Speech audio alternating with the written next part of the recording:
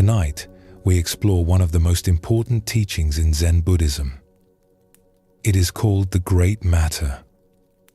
Understanding the great matter of birth and death can help us discover the quiet joy of waking up to what is already here. Before we begin, feel free to share what time it is and where you're listening from. We live as though this life will go on forever.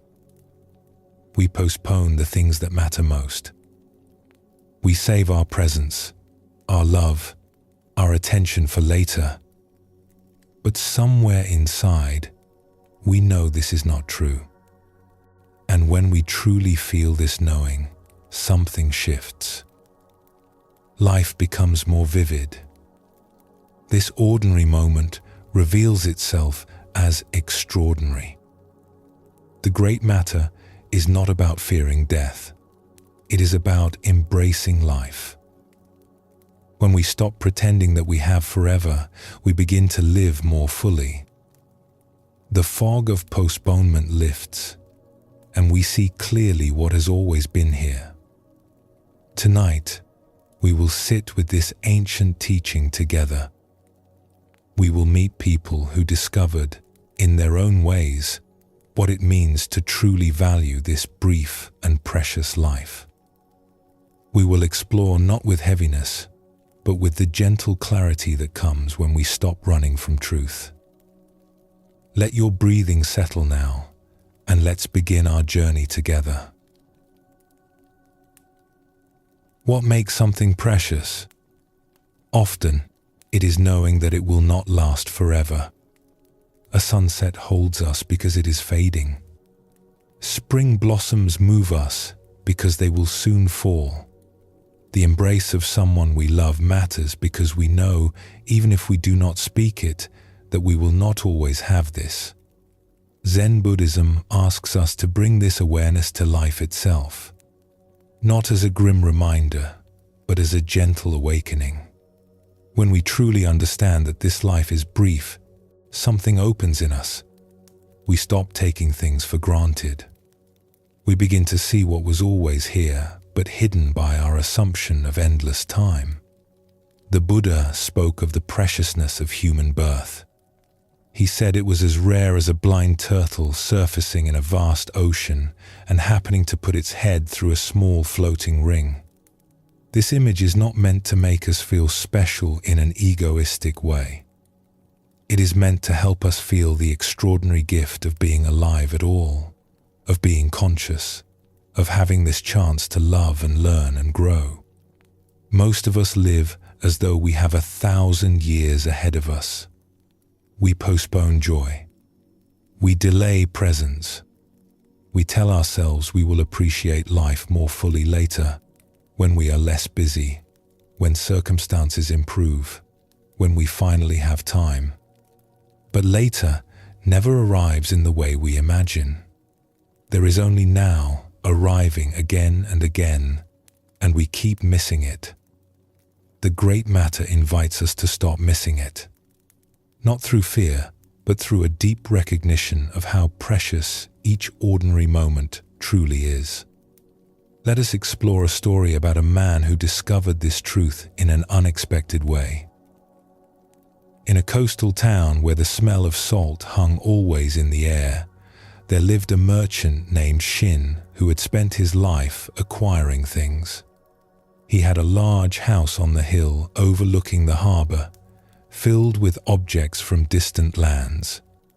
Carved jade from the north, silk tapestries from the west, porcelain vases so delicate they seemed made of frozen light. He had storerooms of spices and rare woods, and more money than he could spend in several lifetimes. Shin had worked hard for all of this. As a young man, he had started with nothing, loading cargo on the docks for a few coins a day.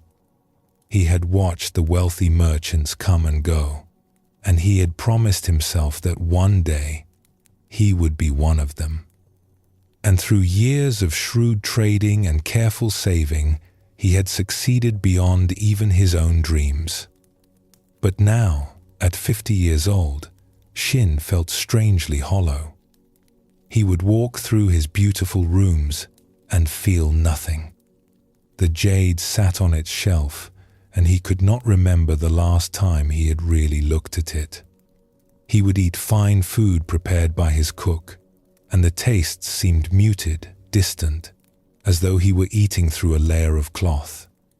He would watch the sunset over the harbor from his terrace, the sky turning gold and crimson, and find himself thinking only of tomorrow's shipments, tomorrow's profits, tomorrow's plans. Life seemed to pass through him without leaving any mark. The days blurred together. Seasons changed, and he barely noticed. He was successful by every measure the world offered, and yet something essential was missing. Shin employed many servants, but the one who had been with him longest was an old man named Bora. Bora had worked in the household since before Shin inherited his father's modest fishing boat, long before the wealth had come. He had watched Shin rise from nothing to everything. Now Bora was old, his hair white, his movements slow. He swept the floors, tended the garden, and moved through his days with a quiet contentment that Shin sometimes noticed but never understood. One autumn, when the leaves were turning gold and the air carried the first hint of winter, Bora fell ill. It was not serious, the healer said, but he was old and needed rest. Shin visited him in his small room at the edge of the property, more out of obligation than genuine concern. The room was sparse and simple. A sleeping mat on the floor, a thin blanket folded neatly, a few worn clothes hanging on pegs, a chipped cup beside a small brazier. On a wooden ledge near the window sat a smooth grey stone, the only decoration in the room. Shin looked around with something like pity mixed with discomfort. After all these years of service, after decades of loyal work, this was all the old man had to show for his life. This bare room, these few possessions, this small stone. You should have saved more, Shin said, trying to fill the silence. You should have asked for higher wages over the years. I would have given them. Look at this room. There is nothing here. Bora was propped up on his mat, his back against the wall. He looked tired, but his eyes held a warmth that made Shin feel suddenly uncertain, as though the old servant knew something he did not. May I ask you something? Bora said. His voice was soft but clear. Of course. When you die, what will you miss most? The question struck Shin like a cold wave. He felt his mouth open, but no words came. He thought of his house, his jade, his silks, his successful trades. He thought of the fine meals he ate alone in his dining room. He thought of his days, one blurring into the next, each indistinguishable from the one before. What would he miss? He did not know. He could not name a single thing. I have not thought about it, he admitted finally. The words felt shameful somehow. Bora nodded slowly, as though this answer did not surprise him. I have thought about it often. Would you like to know what I will miss? Shin said nothing, but he did not leave. He found he could not leave. He stood in the small bare room, surrounded by almost nothing, and waited.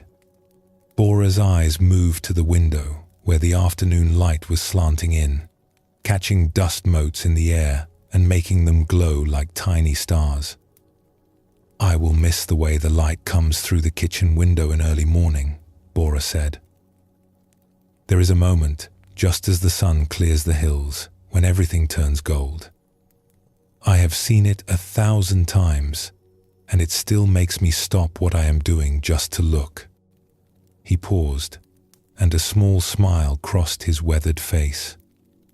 I will miss the smell of the garden after rain, the way the earth opens up and releases something green and alive. I will miss the sound of children playing in the street outside the wall, even though none of them are mine. Their laughter is like water. It flows in and washes something clean. Shin stood very still. He had heard children playing outside his walls countless times. He had never once stopped to listen. I will miss the taste of my evening tea, Bora continued. I drink it slowly after my work is done, while the stars come out. The tea is nothing special, just common leaves. But the drinking of it, the warmth of the cup in my hands, the way the steam rises and disappears, that is something I will miss very much. His eyes moved to the stone on the ledge. I will miss the weight of that stone in my palm. I found it by the river 30 years ago, on a day when the light was very clear and the water was singing over the rocks. I have held it almost every day since. It is smooth and cool and fits perfectly in my hand. Such a small thing. Such an ordinary thing. And yet, it has given me more pleasure than I can say.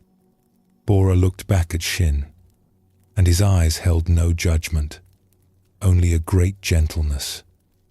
I will miss the feeling of tiredness after a day of honest work. The ache in my muscles that tells me I have done something real.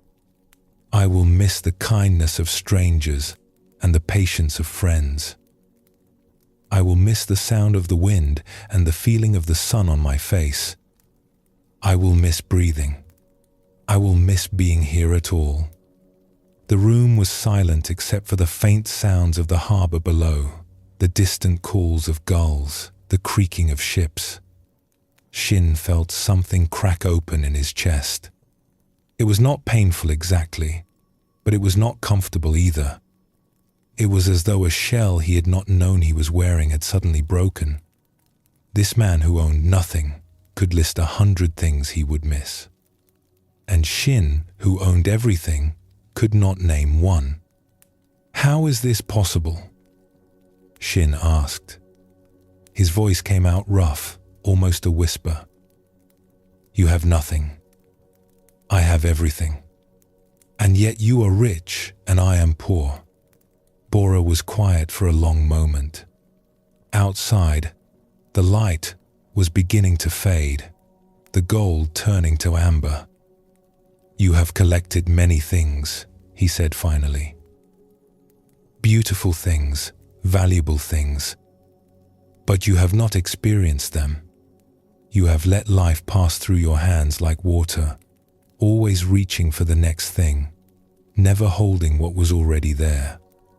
You have been so busy acquiring that you have forgotten to live. He gestured around the small room with one thin hand. I have little, but I have tasted every moment of it.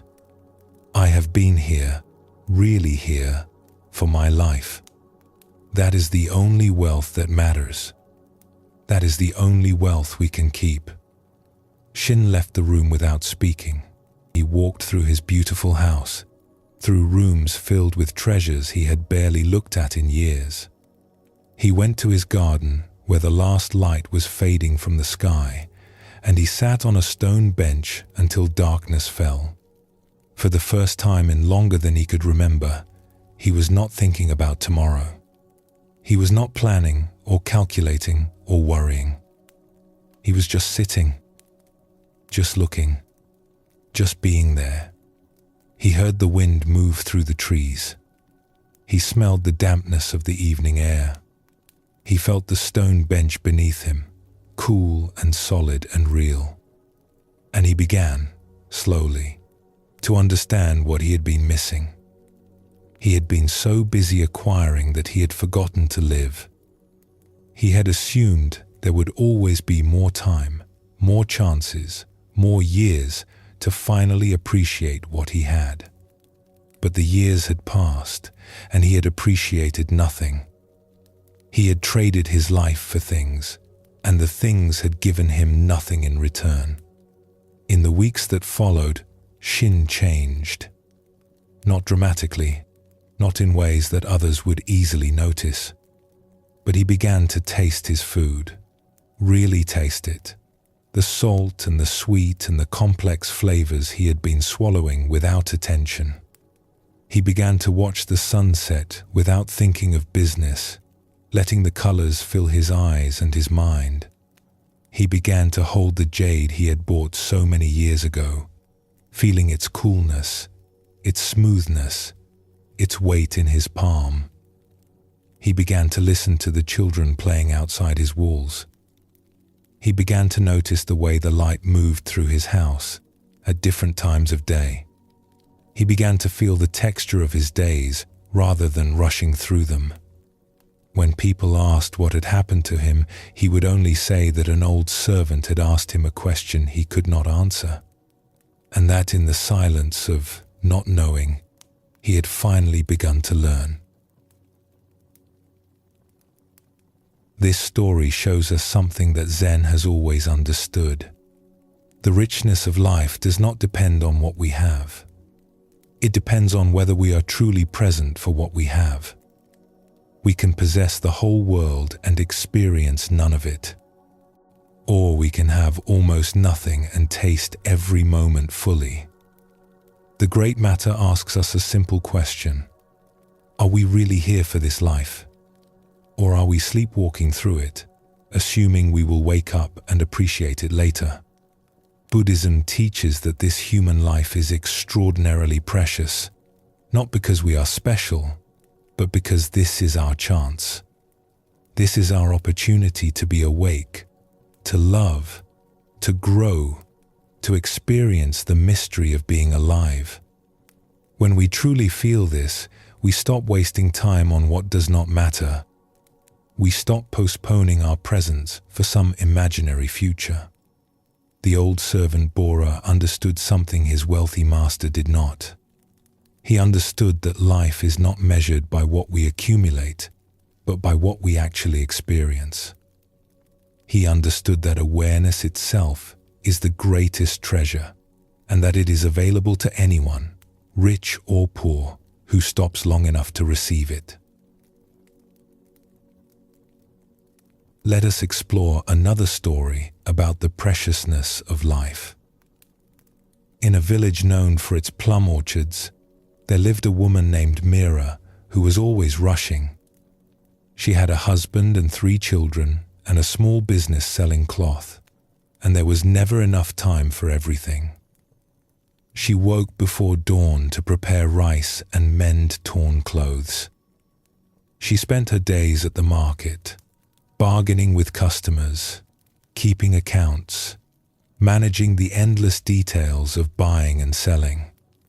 She fell into bed exhausted each night, and the days blurred together like water running downstream. Mira was not unhappy exactly. She loved her family. She took pride in her work. But there was a constant pressure in her chest, a feeling of always being behind, always having more to do than hours to do it. She moved through her life at a run, and she could not remember the last time she had simply been still. Next to Mira's house, separated by a low wooden fence, lived an elderly woman named Cho. Cho had lost her husband many years ago, and her children had grown and moved to distant towns. She lived alone in her small house with a garden that she tended with great care. In the center of the garden stood a single plum tree, old and gnarled, its branches spreading wide. Every morning, Mira would rush past Cho's garden on her way to the market, her arms full of cloth, her mind already racing through the day's tasks.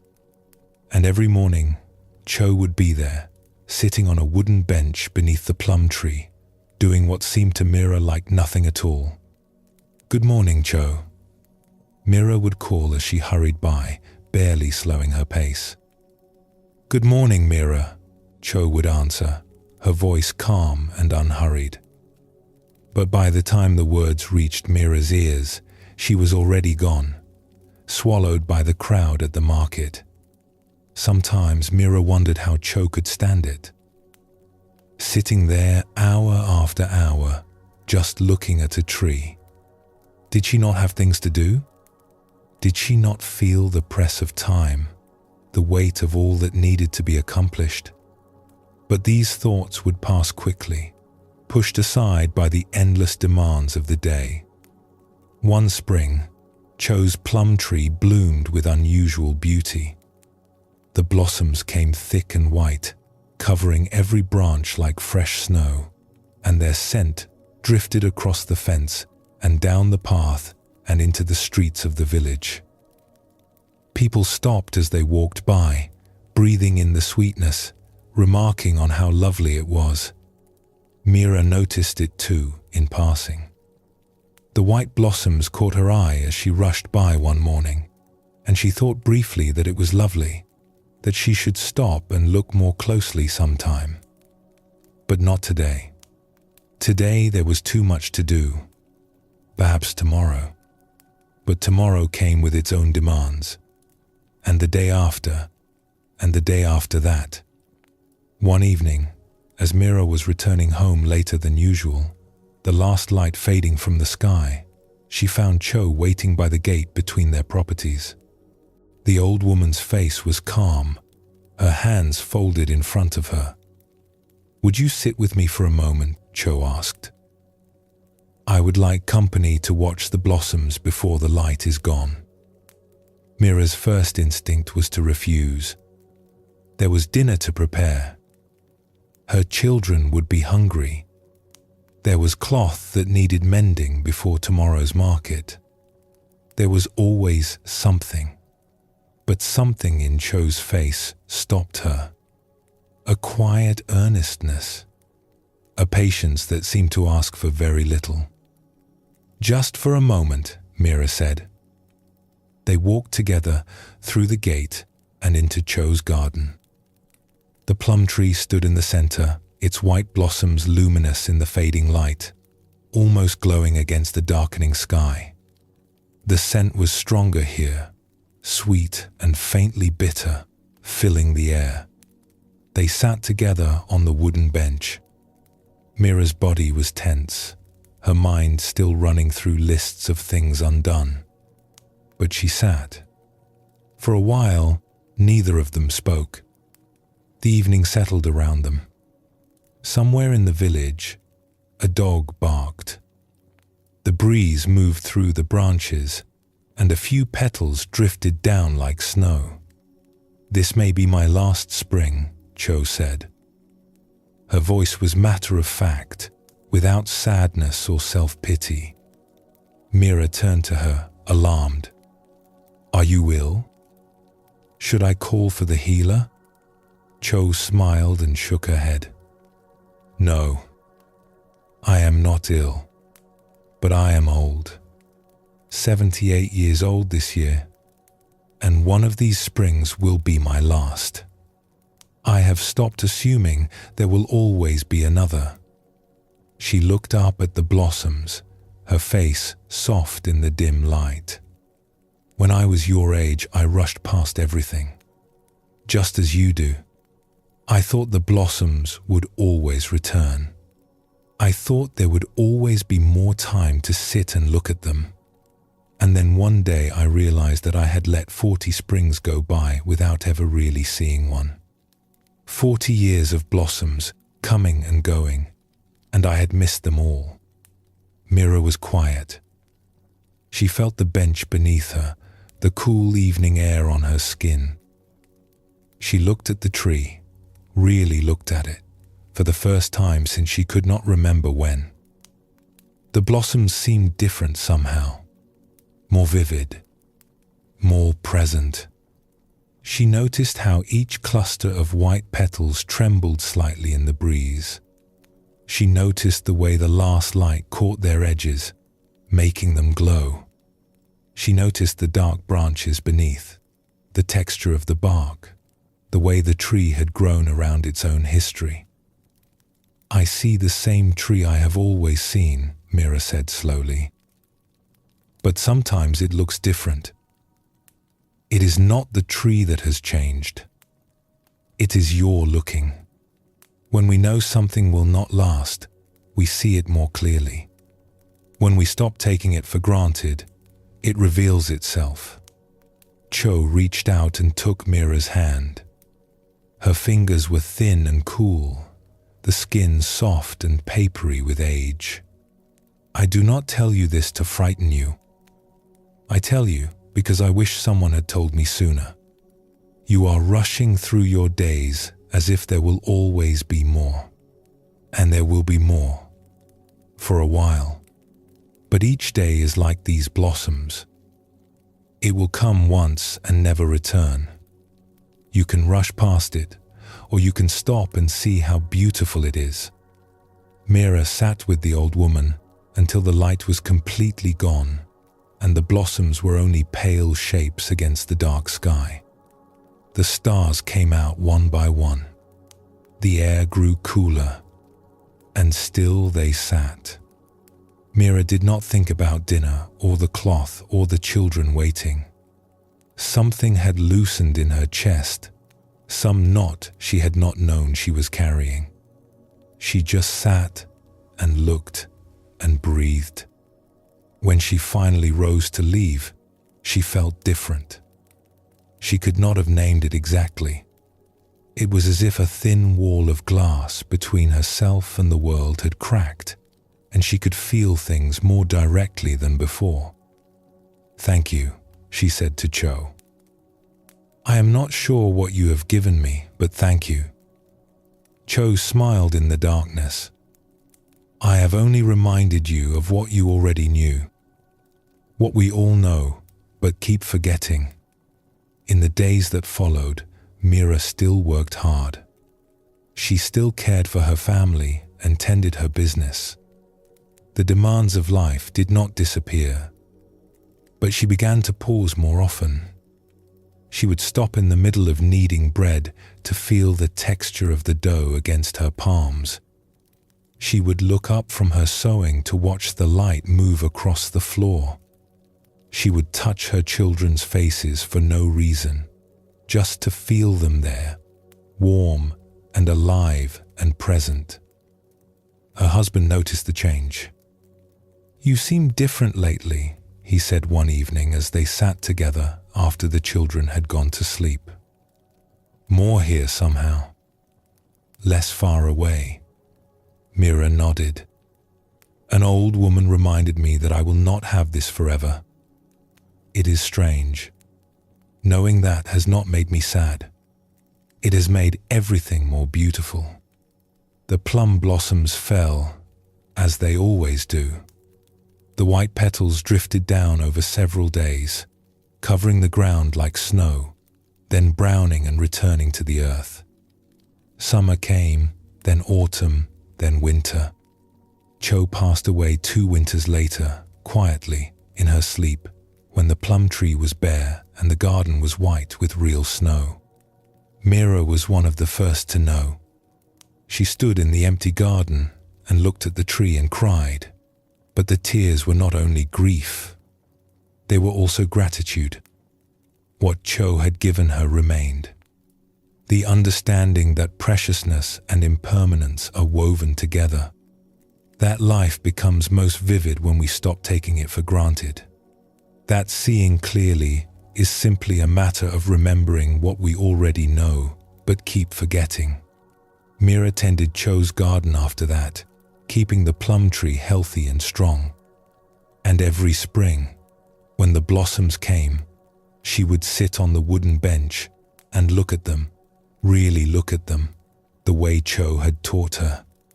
And sometimes, other villagers would stop by the fence, rushing past on their way to somewhere important, and Mira would invite them to sit for a moment. "Just for a moment," she would say. "Before the light is gone." Zen teaches that awareness of impermanence is not meant to create anxiety or sorrow. It is meant to wake us up. When we truly understand that this moment will never come again, we stop throwing moments away. We start receiving them as the gifts they are. The Buddha often reminded his students to contemplate the fleeting nature of life, not as a morbid exercise, but as a way of cutting through the fog of assumption. We assume we will have tomorrow. We assume the people we love will always be here. We assume there will be time later to appreciate what we have now. And these assumptions put us to sleep. The great matter wakes us up. It says clearly and simply, this is it. This moment, this breath, this life. It is happening now, and it will not happen forever. What will you do with it? This is not a frightening question when we truly hear it. It is an invitation to stop postponing and start living. An invitation to taste our food, to feel the air on our skin, to look into the eyes of those we love, as if seeing them for the first time. Because in truth, every time is the first time, and every time could be the last. Take a slow breath now and let it go gently. Feel the simple fact of being here, of being aware, of being alive in this moment. There is nothing else you need to do. Just rest in the preciousness of this breath.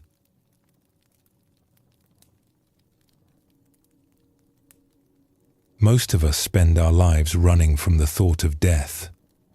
We push it away, distract ourselves, pretend it applies to others but not to us. This is natural. The mind does not want to look at what frightens it. But Zen takes a different approach. It suggests that facing mortality directly is one of the most powerful practices for awakening. Not because it is pleasant, but because it cuts through confusion like nothing else can. When we truly contemplate the fact that we will die, much of what seemed important suddenly reveals itself as trivial. And much of what we ignored or postponed suddenly reveals itself as essential. This is why Zen monasteries have traditionally encouraged students to meditate on death. Not to create fear or morbidity, but to clarify the mind. When we stop running from the truth of our mortality, we discover something unexpected. We become more alive, not less. The fog of distraction lifts. We see clearly what matters and what does not. The great matter uses death as a teacher. It asks us to let the reality of our impermanence instruct us in how to live. What would we do differently if we truly knew our time was limited? What would we stop wasting energy on? What would we finally say, finally do, finally become? These are not morbid questions. They are liberating ones. They cut through the endless postponement that keeps us from living fully. They wake us up from the trance of assuming we have forever. Let us explore a story about a young monk who was sent to face his deepest fear and what he discovered in the darkness. In a monastery high in the mountains, where the air was thin and cold and the stars at night seemed close enough to touch, there lived a young monk named Kay, who was afraid of death. This was not unusual. Many people fear death. But Kay's fear was particularly strong, a constant shadow that followed him through his days and invaded his dreams at night. He had come to the monastery hoping to find peace. He had heard that the monks there had discovered something that made them unafraid, some secret understanding that allowed them to face mortality with calm acceptance. He wanted to learn this secret. He wanted to be free from the fear that gripped his heart whenever he thought about the end of his life. For 3 years, Kay practiced diligently. He meditated for hours each day. He studied the ancient texts. He listened carefully to every teaching. And yet the fear remained. If anything, it grew stronger. The more he practiced, the more aware he became of how precious life was, and the more terrified he became of losing it. His teacher was an old monk named Wen, who had lived in the monastery for over 50 years. Wen was known for his unusual teaching methods. He rarely explained things directly. Instead, he would give his students tasks or challenges that forced them to discover the truth for themselves. One autumn evening, as the leaves were turning gold and red on the mountainside, Kay went to Wen's small room and knelt before him. "Teacher," he said, "I have been here for 3 years. I have practiced everything you have taught me, but I am still afraid of death. The fear is always with me. Sometimes I cannot sleep because of it. Sometimes I cannot focus on my meditation because thoughts of dying intrude. Please, tell me the secret. How do I become free from this fear?" Wen was silent for a long moment. He sat very still, his eyes half closed, his breath barely visible. The evening light came through the small window and fell across his weathered face. "You want me to give you words?" he said finally. "You want me to explain something that will make the fear go away. But words cannot do this. Understanding cannot do this. Only experience can do this." "Then give me an experience," Kay said. "I will do anything." Wen opened his eyes fully and looked at the young monk. "Anything?" "Anything." "Very well. Tomorrow night, you will go to the old graveyard at the bottom of the mountain. You will go alone, after dark, and you will stay there until dawn. You will not bring a lamp or a candle. You will sit among the graves in complete darkness, and you will not leave until the sun rises." Kay felt his stomach tighten. The old graveyard was a place the monks rarely visited. It was overgrown and neglected, filled with the remains of villagers who had died over many generations. Even in daylight, it had an atmosphere of heaviness and decay. The thought of spending an entire night there, alone, in the dark, made his fear rise up like a wave. "Teacher," he said, his voice unsteady, "I do not think I can do this." Wen nodded slowly. "I know. That is why you must." The next day passed in a blur of dread. Kay tried to meditate, but his mind kept returning to what awaited him. He tried to eat, but the food had no taste. He tried to find reasons to delay, to ask for more time, but he knew that Wen would not relent. As darkness fell, Kay made his way down the mountain path. The moon was new, and the night was very dark. He could barely see the path beneath his feet. The sounds of the forest surrounded him, rustling leaves, the calls of night birds, the distant howl of something he could not identify. The graveyard appeared before him as a darker shape against the darkness. Old stone markers rose from the ground at odd angles, some toppled, some leaning, all of them worn smooth by centuries of rain and wind. The grass was tall and wild. The smell of earth and decay hung in the air. Kay stood at the entrance, unable to move forward. Every part of his body told him to run, to go back to the safety of the monastery, to forget this foolish task. But he thought of Wen's calm eyes, and he knew that running would solve nothing. The fear would still be there, waiting for him, growing stronger with each avoidance. He stepped into the graveyard. The ground beneath his feet was uneven, softened by years of fallen leaves and neglect. He moved slowly, his hands stretched out before him, feeling the air for obstacles. His fingers brushed against cold stone, a grave marker worn smooth by time. He pulled his hand back as if burned, then forced himself to touch it again. Just stone. Just the memory of someone who had lived and died long before he was born. The darkness was absolute. He could not see his own hands in front of his face. He moved slowly, carefully, feeling his way between the grave markers until he found a small, clear space. He lowered himself to the ground and sat, cross-legged, surrounded by the dead. For the first hour, the fear was almost unbearable. His heart pounded so hard he could hear it in his ears. Every sound made him flinch. A branch cracking, the rustle of an animal in the grass, the settling of old stones. His imagination filled the darkness with terrors, with ghosts and spirits and nameless things reaching for him. He wanted to scream. He wanted to run. He wanted to be anywhere but here. But he stayed. He sat with the fear, letting it wash over him, letting it fill every part of his body. He did not fight it. He did not try to make it go away.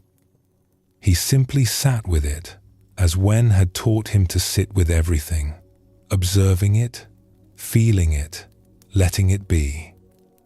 And then, somewhere in the second hour, something began to shift. The fear was still there, but it was no longer the only thing. Kay began to notice other things.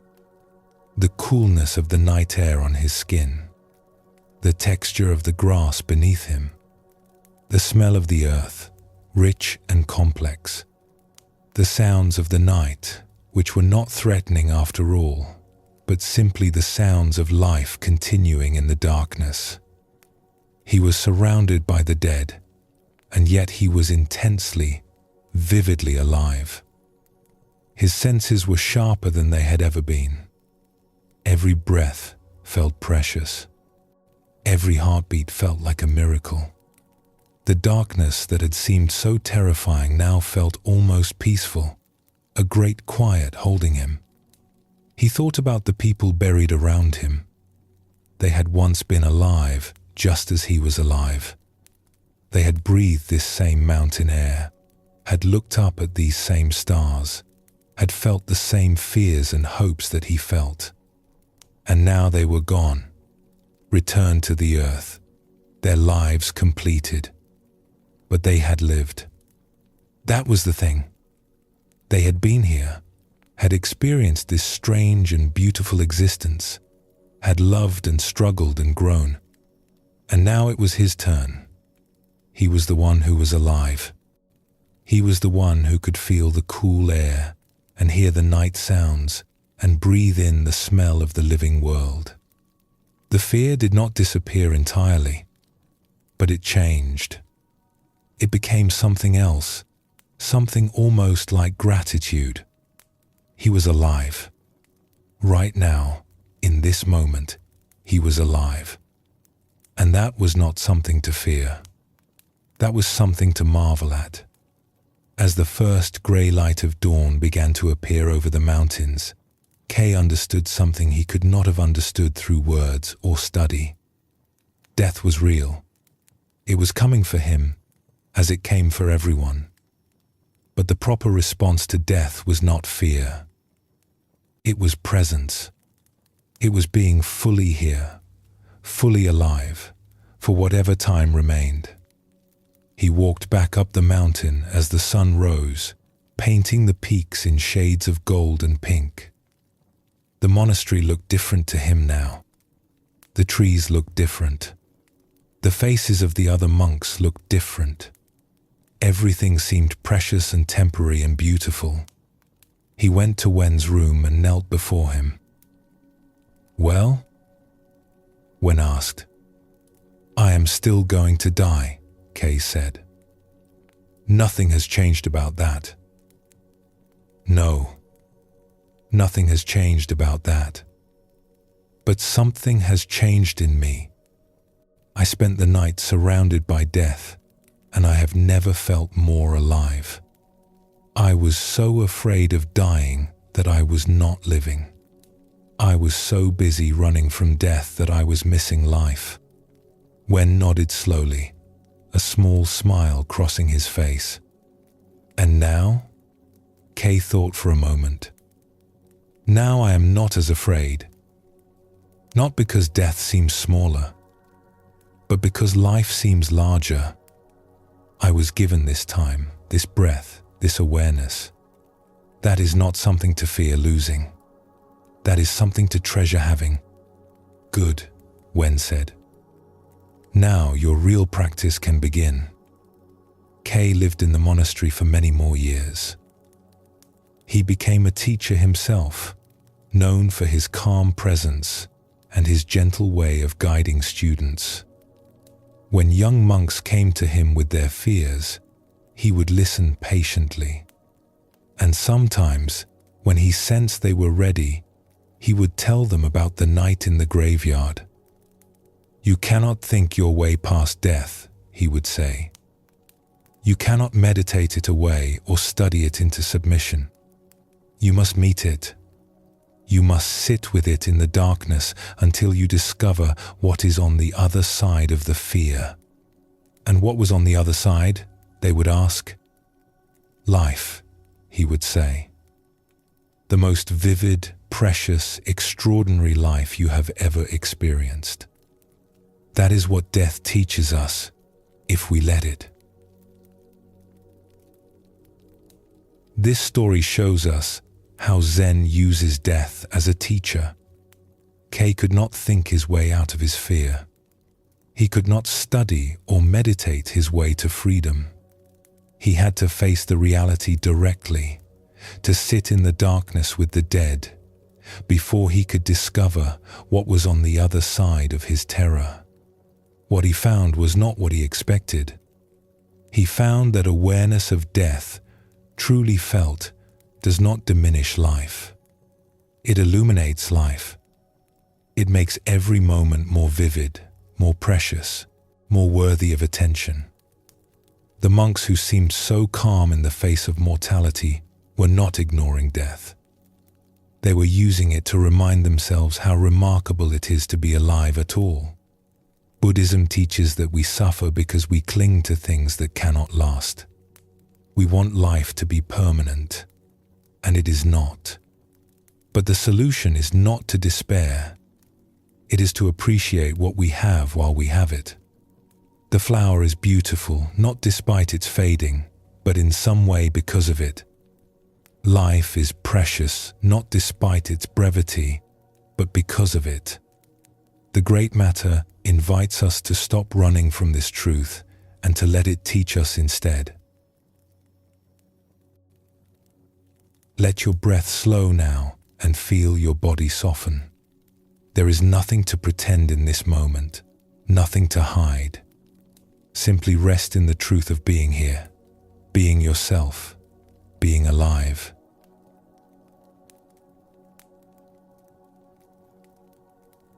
The Great Matter creates a kind of urgency in us, not the frantic rushing that fills so many of our days, not the anxious hurrying from task to task. This is a different kind of urgency. It is a calm, clear determination not to waste this precious life on postponement. When we truly understand that our time is limited, we stop waiting for conditions to be perfect. We stop telling ourselves that we will live fully later, when things settle down, when circumstances improve, when we finally have what we need. We recognize that later may never come, and that the only moment we can ever live is this one. Zen speaks of this as great urgency without rushing. It is the focused attention of someone who knows their time is precious.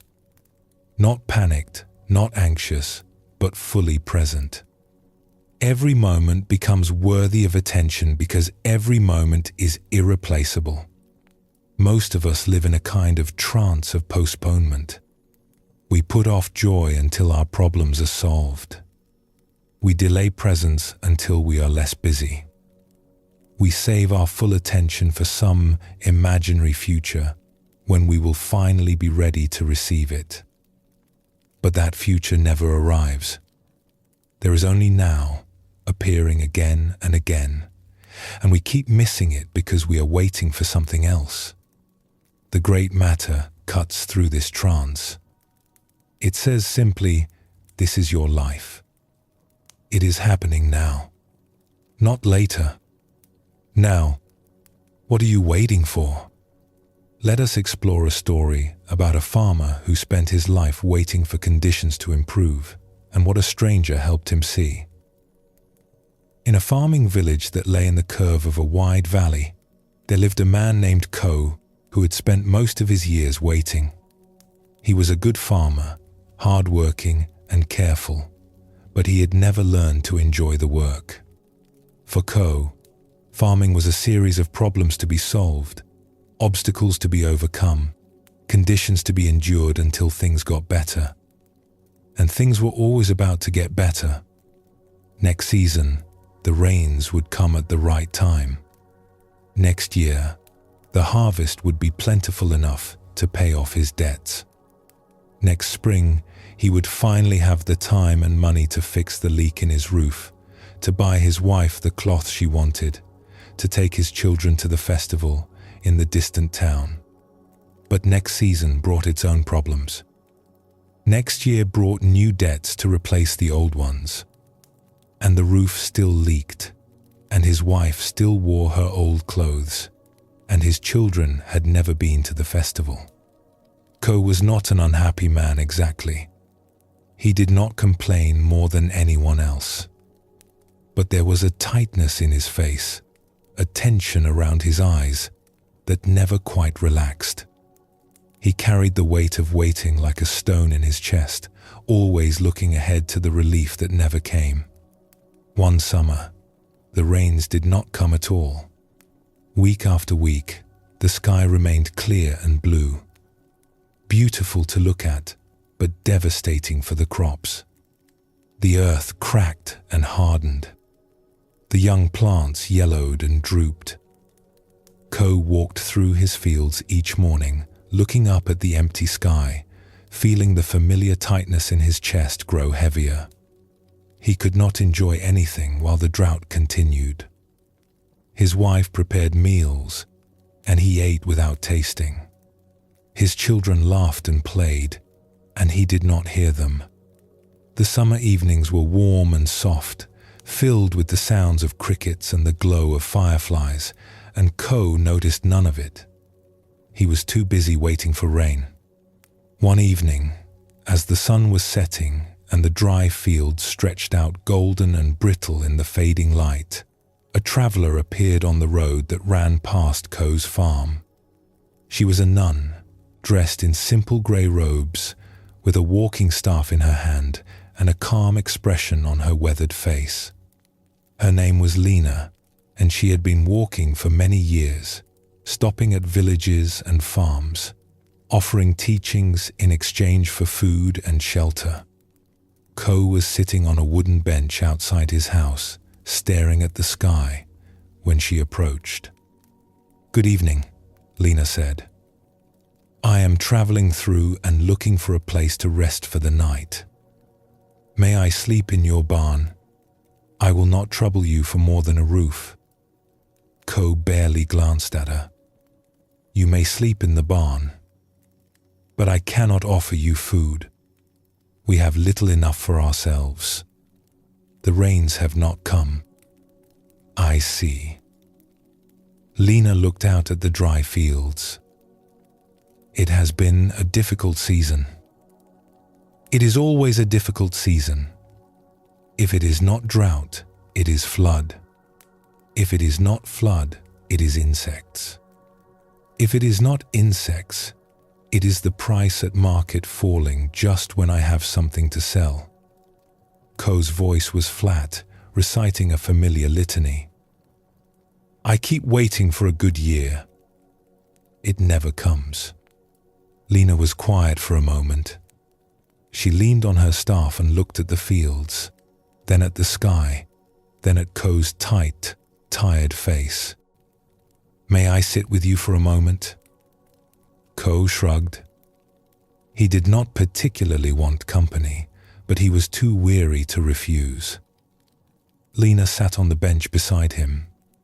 The sunset was turning the western sky deep orange and pink, and the first stars were appearing in the east.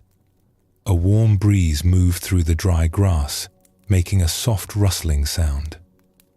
"It is a beautiful evening," Lena said. Ko made a dismissive noise. "What is beautiful about it?" "The crops are dying. The well is running low.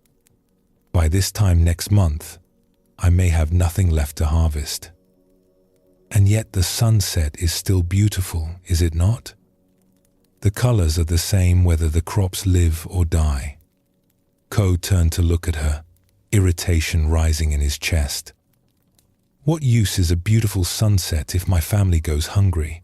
Perhaps no use at all," Lena said calmly. "But I did not ask about use. I asked about beauty. I asked whether this moment, right now, with the sky painted in those colors, and the breeze warm on your face, and the stars beginning to appear, I asked whether this moment is beautiful. And I think it is. Do you not think it is?" Ko looked at the sky.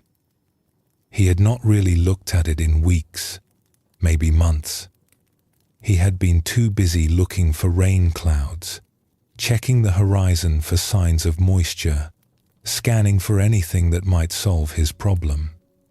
Now he looked at the sky as it actually was, and he saw the deep oranges fading into purple, the first bright stars, like holes in dark fabric, the soft glow of twilight spreading across the valley. It was beautiful. He could not deny it. "What does it matter if it is beautiful?" he said, but his voice was quieter now, less certain. "I cannot eat beauty. I cannot pay my debts with beauty. No, but you can experience beauty. You can receive it. You can let it enter you, even if just for a moment." Lena paused. "Tell me, when the rains come and the crops grow and the harvest is good, will you be happy then?" "Of course." "And what will you do with your happiness?" Ko frowned. "What do you mean? What will I do?" "I will be happy. I will enjoy my life." "Will you? Or will you find something else to worry about? Will the price at market be too low? Will the winter be too harsh? Will there be something else standing between you and the happiness you are waiting for?" Ko opened his mouth to argue, then closed it again. He thought about the years behind him, the good seasons and the bad ones. Had he ever simply been happy? Had he ever stopped waiting for conditions to improve and simply enjoyed what he had? He could not remember a time. Even in the good years, there had always been something else to worry about. Some future problem casting its shadow over the present. "You see it," Lena said gently. "You see what you have been doing." "I have been waiting," Ko said slowly. "My whole life. I have been waiting for things to be right before I let myself be happy. But things are never right. There is always something wrong, something missing, something that needs to be fixed before I can enjoy what I have. And while you wait, life passes. This evening passes. This sunset passes. Your children grow up. Your wife grows old. The years flow by like water, and you miss all of it because you are looking at some imaginary future where everything is finally perfect." Ko felt something shift in his chest, the stone he had been carrying for so long moving slightly, loosening. He looked at the sunset again, really looked at it, and something in him softened. And if the rain never comes? He asked quietly. If the crops die and the well runs dry and everything falls apart, then that will happen. And you will have to deal with it. But you will deal with it then, not now. Right now, the sun is setting. Right now, the air is warm. Right now, you are alive, and the people you love are alive, and this moment will never come again. Lena stood, picking up her staff. I have met many people on my travels. The unhappiest ones are not those with the most problems. They are those who cannot stop waiting for life to be different than it is. They miss everything, waiting for something that never arrives. She began to walk toward the barn, then paused and looked back at him. The rain may come, or it may not. But this evening is here. Your wife is in that house. Your children are sleeping. The stars are appearing one by one. This is your life, Ko. Not the one you are waiting for. This one. Will you miss it too? She walked on, and Ko sat alone on the bench, watching the stars multiply in the darkening sky.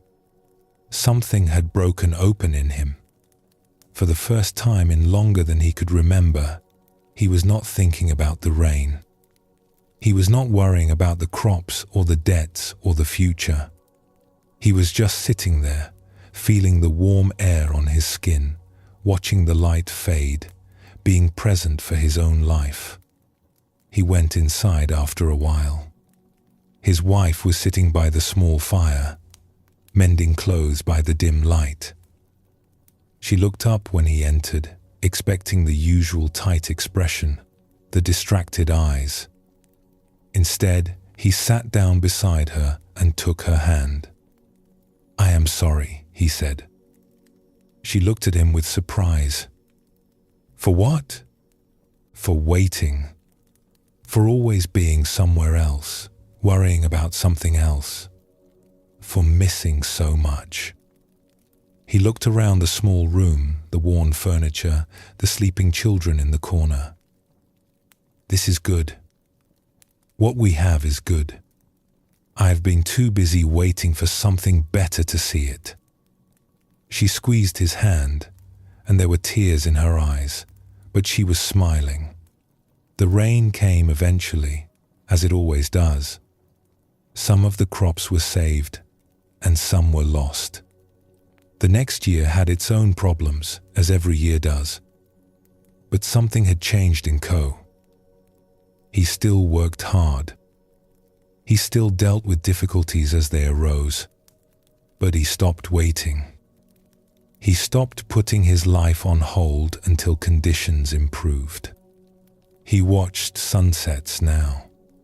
He listened when his children spoke. He tasted his food and felt the seasons change, and noticed the small beauties that had always been there, hidden behind his waiting. And when people asked what had changed him, he would tell them about the nun who had appeared on a summer evening and asked him a simple question: what are you waiting for? Buddhism teaches that the present moment is the only moment we ever actually have. The past exists only as memory. The future exists only as imagination. All of our waiting for things to be different, all of our postponing of joy until conditions improve, is a way of missing the only life we will ever live. The Great Matter reminds us that our time is limited. We do not have forever to wait. The someday we keep hoping for may never arrive, and even if it does, we will have missed all the days in between. Zen does not ask us to ignore our problems or pretend that difficulties do not exist. It asks us to be present for our lives as they actually are, right now, in this moment. This is the urgency that the Great Matter creates. Not frantic rushing, but clear seeing. Not anxious hurrying, but calm presence. The recognition that this moment, whatever it contains, is our life, and we can receive it or we can miss it while waiting for something else. Let us explore a story about a woman who kept meaning to write a letter, and what an old man helped her understand about the words we leave unspoken. In a town where the river curved sharply and the houses clustered along its banks, there lived a woman named Yuna who carried an unwritten letter in her heart. It had been there for nearly 10 years, growing heavier with each passing season, though she rarely spoke of it to anyone. The letter was for her sister, Ami. They had grown up in this same town, in a house that still stood on the northern edge of the river. They had been close as children, sharing secrets and dreams, sleeping side by side on their mat, promising each other that they would always be friends, no matter what. But something had happened when they were young women. A man had come between them, or perhaps it was money, or perhaps it was just the slow accumulation of misunderstandings that can poison even the deepest love. Yuna could barely remember now what the original argument had been about. It seemed so small, looking back, but the words that had been spoken were not small. They had been sharp and hard and meant to wound. Amy had left the town after that. She had married and moved far away, to a city that Yuna had never seen. They had not spoken since. 10 years of silence, growing deeper with each year that passed. Yuna thought about writing to her often. She would compose letters in her mind, late at night, when she could not sleep, imagining what she would say, how she would explain, how she would apologize. But when morning came, the task always seemed too difficult. The right words would not come. The timing was never right. She was too busy, or too tired, or too uncertain of how the letter would be received. And so the years passed, and the unwritten letter grew heavier in her heart. There was an old man in the town named Po, who had been a letter carrier for over 50 years. He had walked the same route since before Yuna was born, delivering messages from one house to another, carrying news of births and deaths and marriages and business deals. His back was bent now from all those years of walking with a heavy bag, and he moved slowly, but he still made his rounds every day. Yuna saw him often, passing by her house in the morning, and they would exchange greetings. She had known him all her life. He had delivered the letter from her husband when they were courting. He had delivered the notices of her parents' deaths. He had carried the news of her own children's births to relatives in other parts of the town. One autumn afternoon, Yuna was sitting outside her house, watching the leaves fall from the trees along the river. The air was cool and smelled of wood smoke. Po came walking slowly up the path, his bag hanging light and nearly empty at his side. He paused when he saw her. "Good afternoon, Yuna. You look troubled." Yuna managed a small smile. "Just thinking, Po. Nothing important." The old man studied her face with the keen attention of someone who had spent a lifetime observing people. "May I sit with you for a moment? My legs are not what they used to be." She gestured to the bench beside her, and he lowered himself carefully onto it, setting his bag on the ground with a sigh. 52 years, he said, looking out at the river. 52 years of carrying letters. Do you know what I have learned? Yuna shook her head. I have learned that the letters people regret most are not the ones they wrote badly. They are the ones they never wrote at all. Yuna felt her chest tighten. It was as if he had reached into her heart and touched the exact spot where the unwritten letter lived. I have carried many letters, Poe continued. Love letters and business letters. Letters of apology and letters of congratulation. Letters that brought joy and letters that brought sorrow. But sometimes, when I visit people near the end of their lives, they do not talk about the letters they received or the ones they sent. They talk about the ones they meant to write and never did. He turned to look at her directly, his old eyes kind but unflinching. There is someone you need to write to. I can see it in your face. I have seen it for years. Yuna felt tears prick at her eyes. My sister. We had a falling out a long time ago. I have been meaning to write to her, but I never know what to say. The words are never right. The timing is never right. The timing is never right, Poe repeated softly. I have heard that many times. People wait for the perfect moment, the perfect words. They tell themselves they will write when they are less busy, when they have more clarity, when they feel ready. He shook his head. The perfect moment never comes. The words are never exactly right. And while people wait, time passes. Sometimes too much time. What if she does not want to hear from me? What if she has forgotten me? Or worse, what if she hates me still? Then you will know. And knowing is better than wondering. The weight you carry now, that unwritten letter in your heart, it will only grow heavier. I have seen what happens to people who carry such weights for too long. The words they meant to say become stones they cannot put down.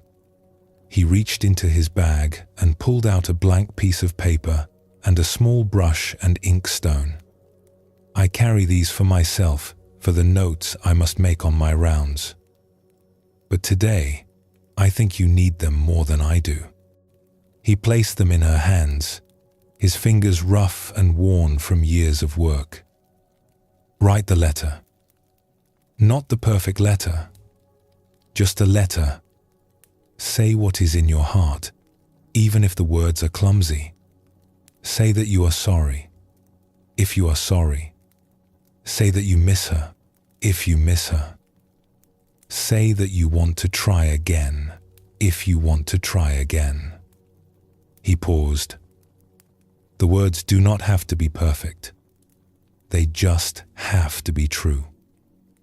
And if she does not answer, then you will have said what needed to be said. The rest is not in your hands, but at least you will not spend the rest of your life wondering what might have happened if you had only found the courage to reach out. Poe rose slowly from the bench, picking up his bag. The afternoon light was growing golden, and the leaves continued to fall, drifting lazily toward the river. I have carried many letters over the years, he said. But the ones that mattered most were not the cleverest or the most beautiful. They were the ones that were honest. They were the ones that someone was brave enough to send, even though they were not perfect. He began to walk away, then paused and looked back at her. We do not have as much time as we think we do, Yuna. None of us do. The letters we mean to write, the words we mean to say, they cannot wait forever. Write the letter tonight. Tomorrow is not promised to anyone. Yuna sat for a long while after he left, holding the paper and ink in her lap.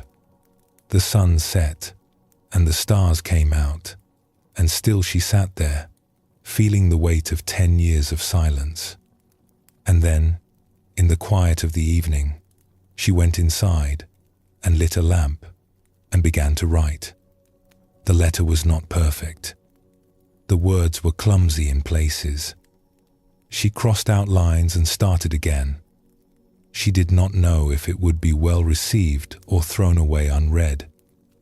But she wrote it anyway, saying what was true, saying what she had carried in her heart for so long. She gave it to Po the next morning, and he tucked it into his bag with a nod and a small smile. The reply came 3 weeks later. Ami had not forgotten her. Ami had not stopped loving her. Ami had been waiting too, carrying her own unwritten letter, held back by the same fears and doubts. They wrote back and forth through the winter, and in the spring, Ami came to visit. They sat by the river where they had played as children, 2 women with grey in their hair now, and they talked about what had happened and what had been lost and what might still be found. "I almost did not write," Una said. "I almost let another year go by, and another, and another." "I know," Ami said. "I almost did not answer. I was afraid it was too late, that too much time had passed. An old letter carrier told me that the words did not have to be perfect. They just had to be true." Ami took her sister's hand. He was right. They were not perfect, but they were enough. They were more than enough. Zen teaches us that action in the present moment is more valuable than perfect action that never comes. We can spend our entire lives preparing, waiting, refining, hoping for the right conditions, and miss the opportunity that was available to us all along. The great matter reminds us that time is passing. The people we love are here now, but they will not be here forever. The words we need to say will not say themselves. The reconciliations we hope for will not happen without us taking a step. And every day we postpone is a day we cannot get back. This is not about rushing or acting carelessly. It is about recognizing that the perfect moment we are waiting for may never arrive. The imperfect moment we are in right now is the only moment we have. Better to reach out clumsily than to never reach out at all. Better to say the imperfect words than to leave them forever unspoken. The Buddha taught his students that this human life is precious and brief. We do not know how much time we have. We do not know how much time the people we love have. The great matter asks us to act on this knowledge, to stop postponing what matters most, to live as if our time is limited, because it is.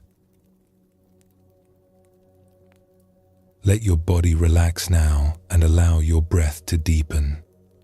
Whatever words you have been holding back, whatever actions you have been postponing, let them rest for this moment. Simply be here, in the quiet of this breath, knowing that presence is always available to you.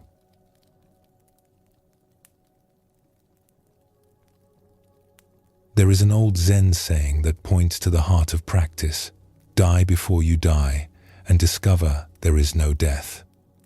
This sounds strange at first, perhaps even morbid, but it points to something beautiful.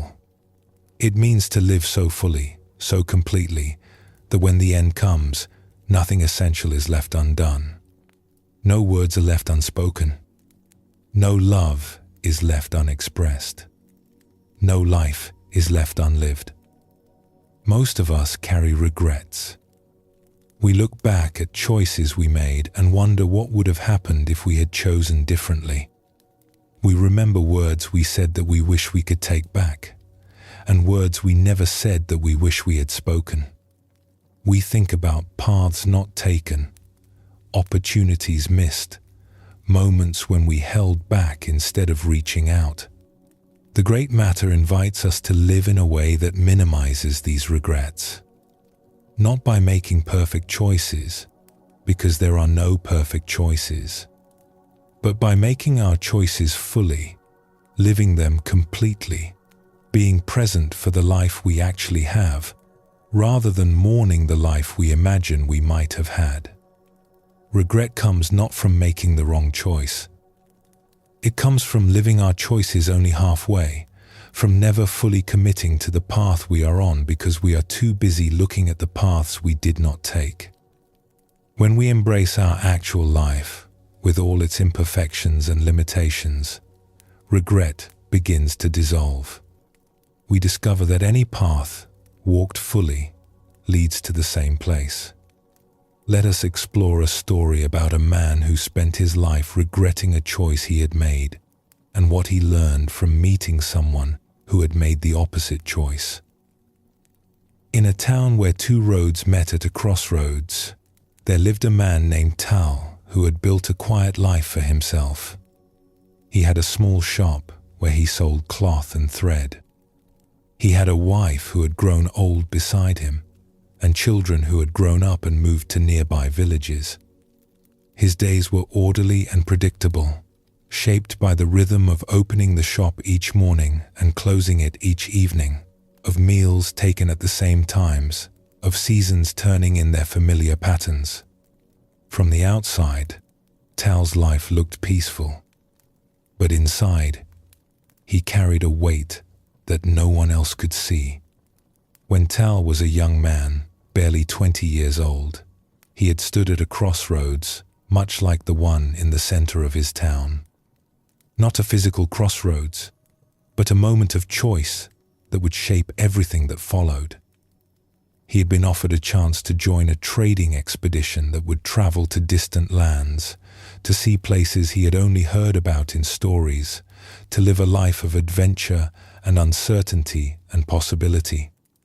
But he had also been courting a young woman, the woman who would become his wife. And his father's shop needed someone to run it, and his mother was not well, and there were so many reasons to stay. He had chosen to stay. He had married the woman, taken over the shop, cared for his mother until she died. He had raised his children in the same house where he had been raised, teaching them the same trade his father had taught him. He had done what was expected of him, what seemed responsible and right. And in many ways, it had been a good life.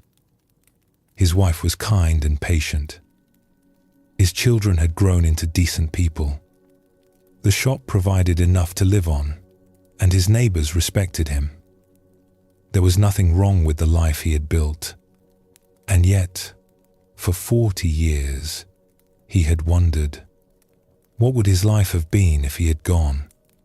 What would he have seen? Who would he have become? What adventures would he have lived? The question haunted him, rising up in quiet moments, whispering that he had made the wrong choice, that he had traded possibility for safety, that his real life was the one he had not lived. He never spoke of this to anyone. His wife did not know. His children did not know. It was his private burden, a secret regret that colored everything with a faint shade of gray. One autumn, a traveler came to town. He was an old man, weathered by years of sun and wind, with the look of someone who had spent his life on the road. His clothes were worn but well made, and he carried himself with the easy confidence of someone who was at home anywhere. His name was Rio, and he had been a merchant who traveled the trade routes for over 40 years. He had seen the distant lands that Tal had only dreamed of. He had lived the life of adventure that Tal had turned away from all those years ago. Ron came into Tal's shop looking for thread to mend his traveling clothes. They began to talk, as strangers sometimes do, about small things at first, and then about larger things. Where Ron had been, what he had seen, the places that existed beyond the horizon. Tal listened with a hunger he could not hide. This was the life he had not lived, standing before him, speaking of wonders he had never seen. "You have been everywhere," Tal said, and he could hear the longing in his own voice. "You have seen everything." Ron smiled, but there was something complicated in the smile, something that was not quite happiness. "I have seen many things," he agreed. mountains that touch the sky, rivers wider than any in this land, cities so large you could walk for days without reaching the edge, markets where they sell fruits and spices you cannot imagine. It sounds wonderful, Tal said. It sounds like the life I should have lived. Ron looked at him for a long moment, his eyes thoughtful. Should have lived? Tell me what you mean. And so Tal told him. He told him about the choice he had made 40 years ago, about the expedition he had turned down, about the life of adventure he had given up for the life of responsibility. He told him about the regret he had carried all these years, the feeling that he had made the wrong choice, that his real life was somewhere else, unlived. When he finished, Ron was quiet for a long time. He sat down on a stool near the counter, his mending forgotten in his lap. I need to tell you something, Ron said finally. And I'm not sure you will want to hear it. Tell me. I have spent my life on the road. I have seen the wonders I described, and many more besides. I have had adventures that would fill 100 evenings of storytelling. He paused, and his weathered face looked suddenly tired. And I have regrets too. Many regrets. Perhaps more than you. Tal stared at him. How can that be? You lived the life I only dreamed of.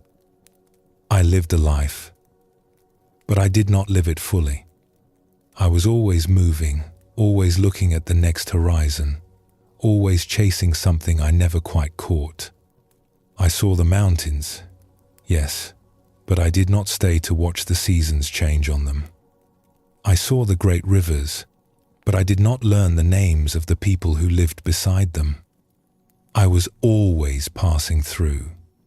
He looked around the small shop, at the neat shelves of cloth and thread, at the worn wooden counter, at the afternoon light coming through the window. I never had a shop like this, where people knew my name and came back year after year. I never had a wife who grew old beside me, learning all my moods and fears and hopes. I never had children who carry something of me into the future. His voice grew quieter. I never had a home. I had 1,000 places to sleep, but never a home. Tal felt something shifting in his chest, the old weight moving in a way he did not expect. But you chose adventure, he said. You chose freedom. You must not have wanted those things. I told myself that. For many years, I told myself that I had chosen the better path, that people like you, who stayed in one place, were missing the real life, the larger life.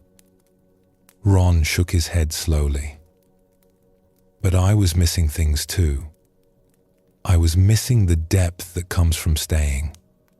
I was missing the roots that grow when you remain in one place long enough for them to take hold. He leaned forward, his eyes holding Tal's. Do you want to know what I have learned after all these years of traveling? Yes.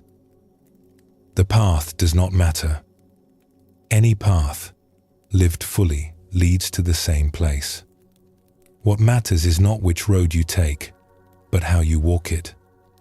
I walked my road halfway, always looking at the roads I did not take. And you, I think, have done the same. We have both missed our lives, not because we chose wrong, but because we never stopped regretting our choice long enough to fully live it. The words hung in the air of the small shop. Outside, the afternoon was fading toward evening. The sounds of the town drifted in, familiar sounds that Tal had heard for 40 years without really hearing. I have wasted so much time, Tal said slowly. So many years wishing I was somewhere else. As have I. Wishing I had what you have. Roots. Belonging. a place where people know me." Ron smiled, and this time the smile was gentler, sadder. "We are fools, both of us. We each had a life, and we spent it longing for the others." They sat together in silence as the light changed and the evening came on. Two old men who had made opposite choices and arrived at the same place, a recognition that the choice itself had never been the problem. The problem was the failure to fully embrace whatever choice was made. Tal walked home that evening through streets he had walked 10,000 times. But something was different. He saw the buildings he had passed for decades as if for the first time. He noticed the way the evening light fell on the old stone, the way the trees had grown over the years, the faces of neighbors he had known his whole life. This was his life. Not the one he had imagined, not the one he had regretted not living, but this one. These streets, these people, this small shop, this wife who knew him, these children who carried him forward. He had been given a life, and he had spent 40 years wishing it was a different one. But there was still time. Not as much as before, but some. Enough to stop regretting and start living. Enough to walk the path he had chosen, fully, for whatever years remained. When he got home, his wife looked up from her sewing and smiled at him.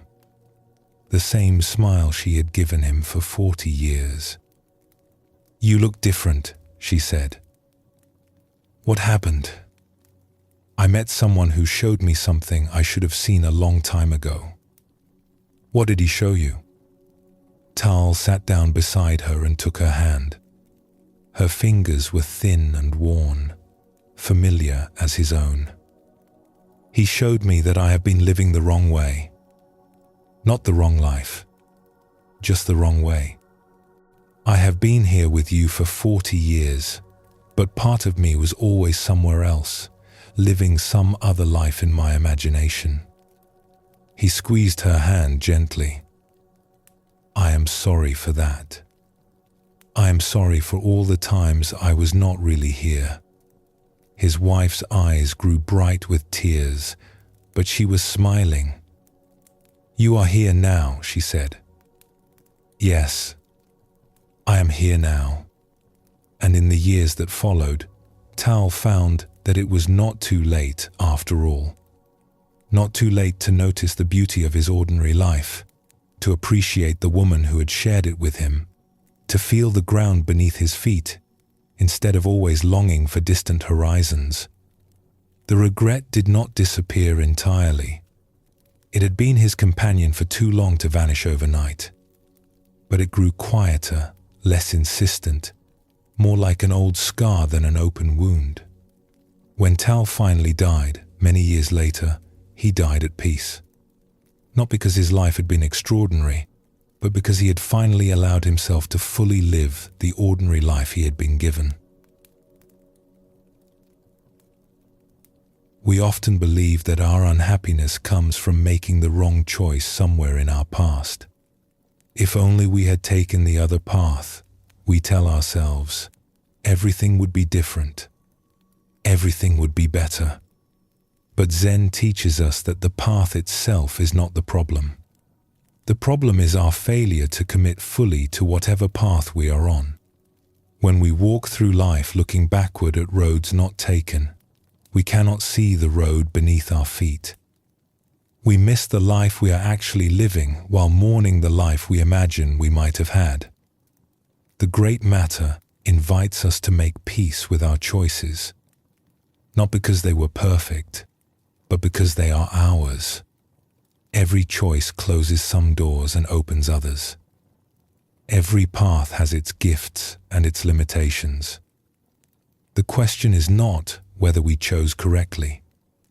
The question is whether we are willing to be fully present for the life that our choices have created. Let us explore a story about a woman who carried guilt for words she never spoke, and what she discovered about the many ways that love can be expressed. In a village where the hills rose green and gentle toward the distant mountains, there lived a woman named Sora who carried a stone of guilt in her heart. It had been there for 5 years now, since the morning her father died, and it showed no signs of growing lighter. Her father had been a quiet man, a woodcutter who spent his days in the forest and his evenings by the fire, speaking little but always present. Sora had loved him deeply, but she had never told him so. In her family, such things were not said directly. Love was shown through actions, through the food prepared and the clothes mended and the work shared. Words of affection were rare, almost embarrassing. When her father grew ill, Sora had tended to him carefully. She had prepared his food, washed his clothes, sat beside him through long nights when the fever made him restless. She had done everything she could think of to show her love, but she had never said it. She had never spoken the words that now haunted her. I love you. Thank you for everything. You were a good father. He had died on a quiet morning while she was in the other room preparing tea. By the time she returned, he was gone. The words she had meant to say remained unspoken, locked inside her forever. For 5 years, Sora had carried this guilt. She should have said something. She should have found the courage to speak what was in her heart. Now it was too late, and she would never have another chance. She spoke of this to no one. It was her private burden, her secret shame. She went about her days caring for her mother, managing the household, doing what needed to be done. But the stone in her heart never grew lighter. One spring, an old woman came to the village.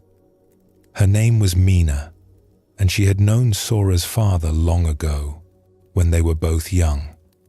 She had moved away many years past to a town on the other side of the mountains, but she had heard of his death and had come to pay her respects and visit his grave.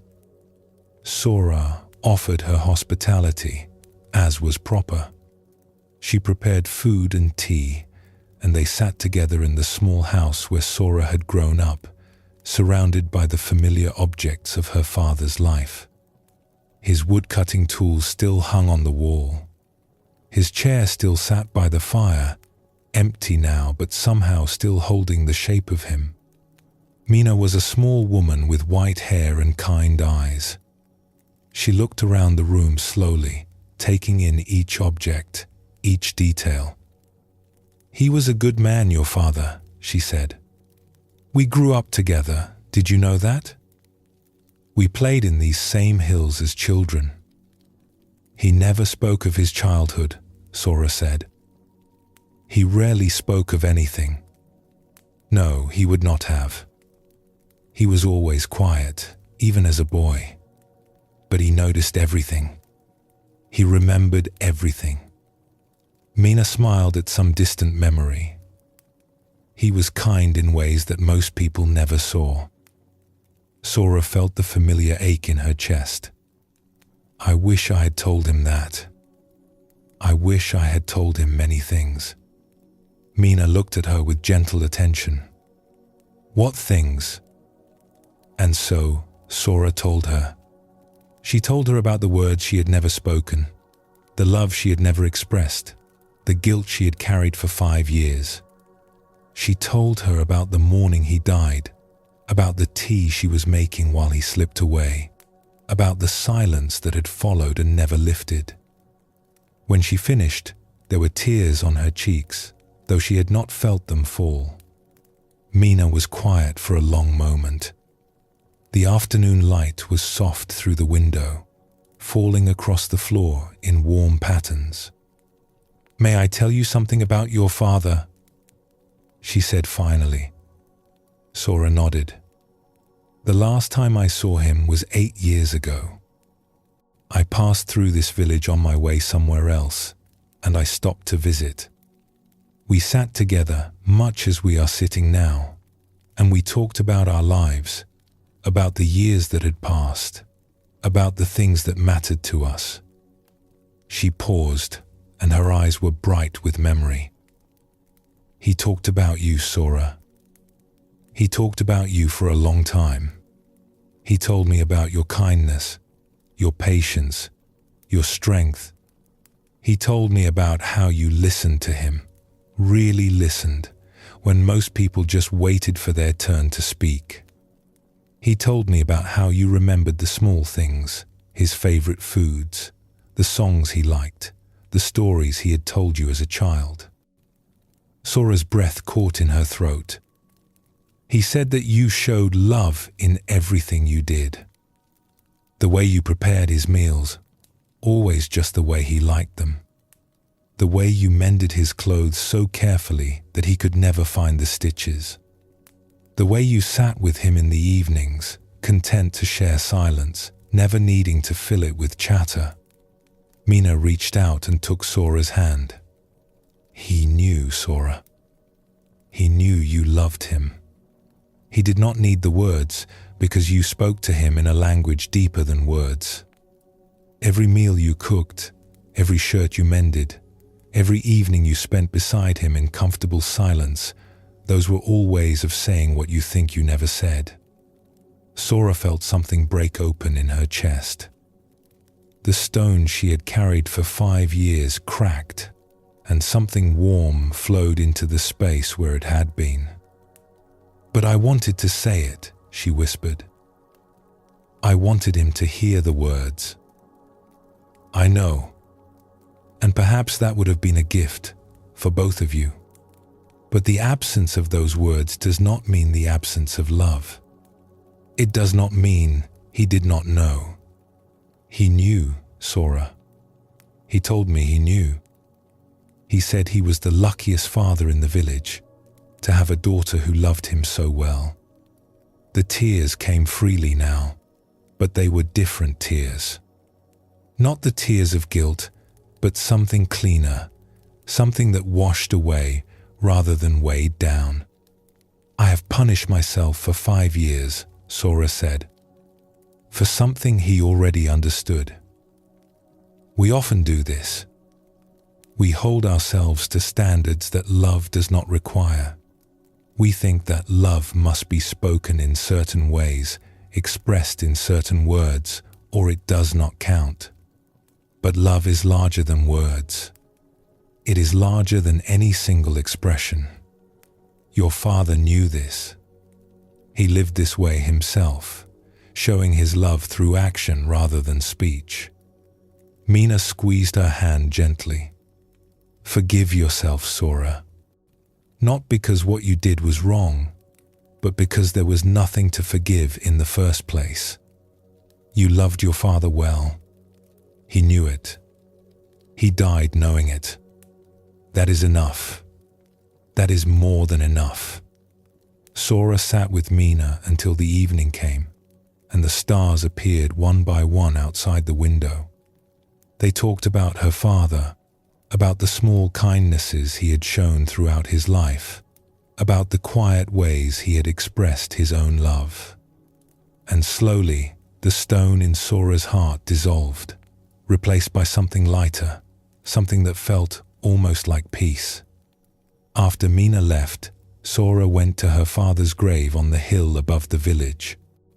She sat beside it in the darkness, looking up at the stars that he had looked up at so many times.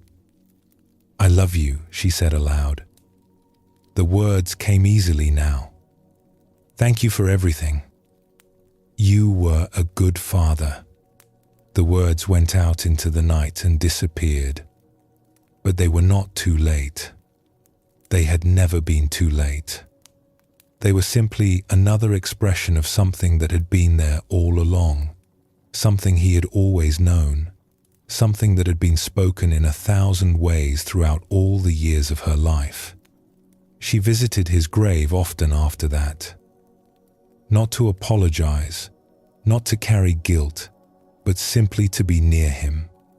Sometimes she spoke aloud, telling him about her days, about her mother, about the small happenings of the village.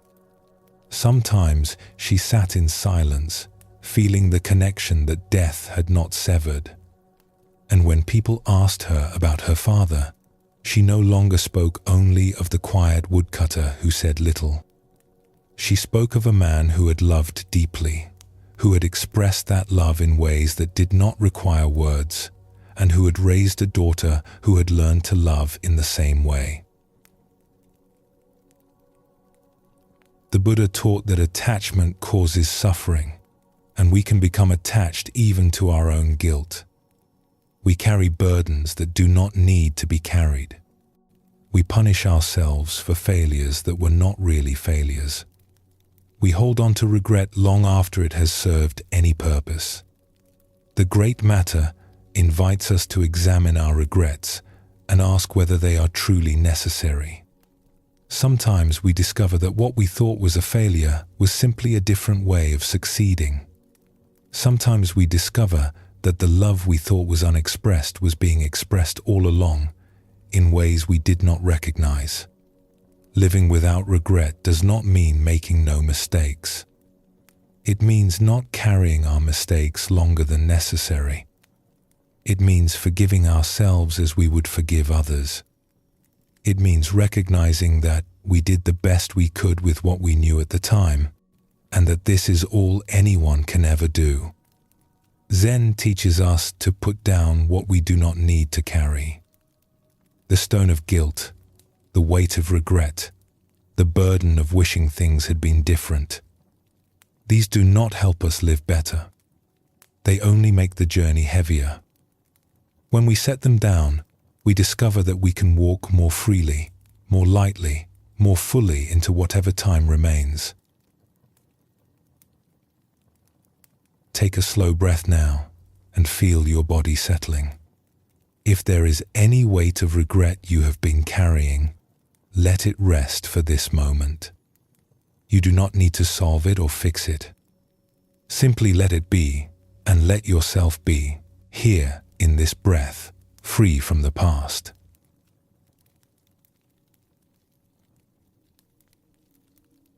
We have been exploring the Great Matter together, looking at how awareness of our mortality can awaken us to the preciousness of life. We have seen how facing death can clarify what truly matters, how urgency can free us from postponement, and how we can live without the weight of regret. Now we turn to something deeper still. Zen does not see birth and death as two separate events, one at the beginning of life and one at the end. It sees them as part of one continuous movement, like waves rising and falling in the ocean. Each wave appears, crests, and disappears, but the water itself is never lost. It simply changes form, becoming part of the next wave and the next. This understanding can bring great peace. When we stop seeing death as an ending and begin to see it as a transformation, something in us relaxes. We realize that we are part of something much larger than our individual lives. We are expressions of a flow that has been moving since before we were born and will continue long after we are gone. Buddhism teaches that nothing is truly created and nothing is truly destroyed. Everything changes form, but the essence remains. The leaf falls from the tree and becomes soil, and the soil feeds new leaves, and the cycle continues without end. We are part of this cycle, not separate from it. Our lives are borrowed from the same source that everything is borrowed from, and to that source everything returns. The Great Matter, seen from this angle, is not about the tragedy of ending.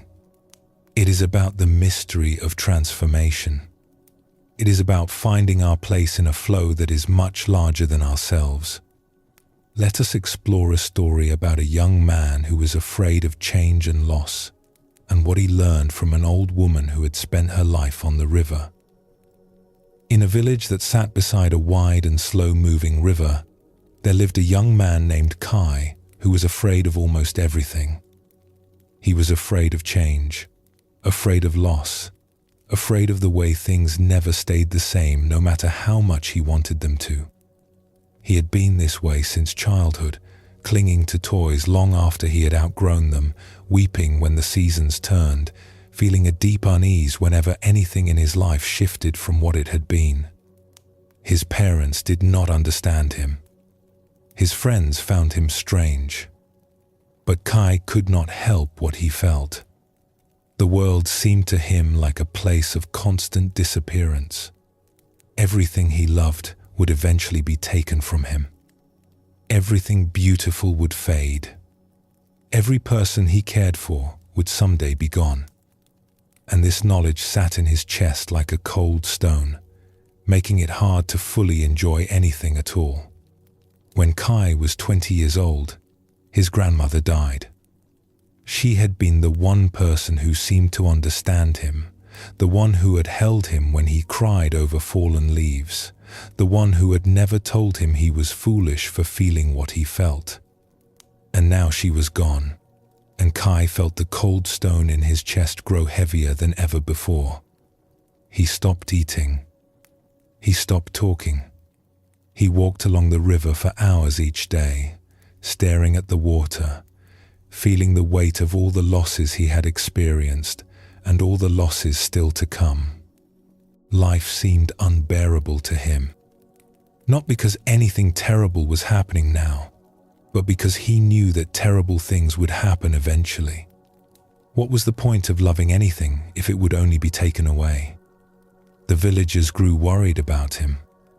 They whispered among themselves, wondering what could be done. And finally, one of the elders suggested that Kai go to see the old boatwoman who lived at the bend in the river. Her name was May, and she had been ferrying people across the river for over 60 years. She had been born on the water, had spent her entire life on the water, and it was said that she understood things about coming and going that other people did not. Perhaps she could help the young man who was drowning in his fear of loss. Kai's father brought him to the riverbank, where May's small boat was moored. The old woman was sitting in the bow, mending a fishing net with gnarled fingers. Her face was deeply lined, weathered by decades of sun and wind and water. Her eyes, when she looked up at Kai, were clear and calm, like the river on a still morning. "This is my son," Kai's father said. "He is troubled. He fears loss more than anything. His grandmother died, and he cannot find his way back to living." May looked at Kai for a long moment, then nodded. "Leave him with me. Come back at sunset." Kai's father hesitated, then walked away. Kai stood on the bank, unsure what to do. "Get in the boat," May said. He climbed into the small wooden vessel and sat on the worn plank that served as a seat. May pushed off from the bank with her long pole, and they drifted out into the current. For a long while, she said nothing. She simply poled the boat along, sometimes letting the current carry them, sometimes guiding them toward one bank or the other. Kai watched the water flow past, brown and slow and endless. He watched the banks slide by, the trees leaning over the water, the birds rising and settling. "You are afraid of losing things," May said finally. It was not a question. "Yes." "What are you afraid of losing?" Kai thought about it. "Everything. Everyone. My parents. My friends. My home." He paused. "Myself, I suppose. Someday I will be gone too. And this fear keeps you from living. How can I live fully when I know that everything I love will be taken from me? How can I enjoy anything when I know it will end?" May was quiet for a while. She dipped her hand into the river and let the water run through her fingers. "Let me ask you something," she said. "Is this the same water that was here yesterday?" Kai looked at the river. It was a strange question. "No. The water flows. The water that was here yesterday is far downstream by now. This is different water. And yet the river is still here." "Yes. The river is still here. The water changes, but the river remains." May wiped her hand on her worn clothes. "I have been on this river for 62 years. I have watched more water flow past than I could ever count. Every moment, the river is different. Every moment, the water I touched a moment ago is gone, replaced by new water. And yet the river itself is always here. It has never stopped being the river." Kai frowned, not quite understanding. "You are afraid of losing things," May continued. "But have you ever considered that nothing is truly lost? It only changes form. The water that flows past us now will become clouds someday, and rain, and perhaps fall on distant mountains and flow into a different river. Is it lost? Or has it simply moved on to become something else?" "But people are not water," Kai said. "When my grandmother died, she did not become a cloud or a river. She simply stopped existing." May smiled gently. "Did she? Let me ask you something else. When you think of your grandmother now, what happens?" Kai closed his eyes. He thought of her face, her voice, her warm hands holding his when he was small. He thought of the things she had said to him, the way she had made him feel understood and accepted. "I feel her with me," he said slowly. "In my memory, in the way I think about things. So she is gone, and yet she is here. She is no longer walking beside you, and yet she is walking inside you. The form has changed, but something remains." May paused. "This is what I have learned from the river. Nothing truly ends. It only transforms. The water becomes mist. The mist becomes cloud. The cloud becomes rain. The rain becomes river again. Around and around, changing form but never disappearing." The boat drifted in silence. A heron flew low over the water and landed on the far bank, standing perfectly still among the reeds. "Your grandmother's body is gone," May said. "But everything she gave you remains. The love she showed you is part of you now.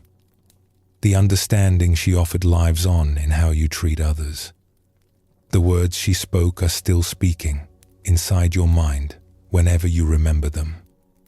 This is not poetry. This is the simple truth of how things work." Kai felt something stirring in his chest, something shifting beneath the cold stone he had carried for so long. "But I still miss her," he said. "It still hurts." "Of course it hurts. The missing is real. The grief is real. I am not asking you to pretend otherwise." May looked at him directly. "But there is a difference between grieving what has transformed and believing that it has been destroyed. Your grandmother is not destroyed. She has changed. And you are part of that change. You are how she continues in the world." She pointed to a spot on the riverbank where a large tree had fallen, its roots exposed, its trunk slowly returning to the earth. "Do you see that tree? It fell in a storm 3 winters ago. It was the largest tree on this part of the river. I had watched it for 60 years, had tied my boat to its roots more times than I could count. When it fell, I was sad. I missed its shade, its presence, its familiar shape against the sky. She guided the boat closer to the fallen tree. But look at it now. Look at what is growing from it. Kai looked. The fallen trunk was covered with moss and small ferns. Mushrooms sprouted from its bark. At its base, young saplings were growing, fed by the nutrients the old tree was releasing as it returned to the earth. The old tree is gone as a standing tree. But it is not gone from the world. It is becoming these new trees, this moss, these mushrooms. It is feeding the very soil it once grew from. Its death is their life. Kai stared at the fallen tree, seeing it differently than he had seen anything before. And my grandmother is everywhere you look if you know how to see. In you, in everyone whose life she touched. In the ripples of kindness that spread out from her kindness, touching people she never met. The form is gone. The love remains. They floated on. The sun moved across the sky, and the light changed on the water, shifting from gold to amber to the soft pink of approaching evening. I have ferried many people across this river, May said, happy and sad, coming and going. And do you know what I have learned? Kai shook his head. I have learned that the crossing never ends. We think there are two banks, here and there, life and death, having and losing. But really there is only the river, only the flowing. We are all always crossing, always in between, always moving from one form to another. She smiled. The fear comes when we try to hold on to one bank or the other. The peace comes when we let ourselves flow. She guided the boat back toward the village. The sun was setting, turning the water to copper and gold. Kai's father was waiting on the bank, a worried expression on his face. But Kai was not the same person who had climbed into the boat that morning. Something had loosened in him. The cold stone was still there, but it felt smaller now, less solid. He could see around it to something else, something that the old boatwoman had pointed toward. He stepped onto the bank and turned back to look at May. "Thank you," he said. "I think I understand something I did not understand before." "What do you understand?" Kai looked at the river, at the endless flow of water that was always changing and yet always there.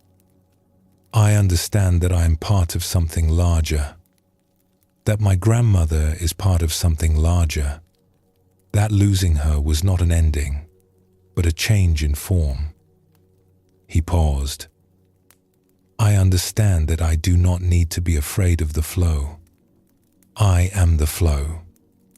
We all are." May nodded slowly. "Now you are beginning to see. The great matter is not about holding on. It is about learning to flow. When you can do that, death loses its terror. It becomes simply another bend in the river." Kai returned to the village that evening, but he came back to the river often in the years that followed. He would sit on the bank and watch the water flow past, remembering what May had taught him. And slowly, gradually, the cold stone in his chest dissolved, replaced by something else, a kind of peace that he had never thought possible. He still missed his grandmother. He still grieved the things he lost. But he no longer felt that life was unbearable because of these losses. He understood now that he was part of something that could not be lost, a flow that would continue long after he himself had transformed into something new. This story shows us how Zen understands the relationship between life and death. They are not opposites standing at either end of our existence.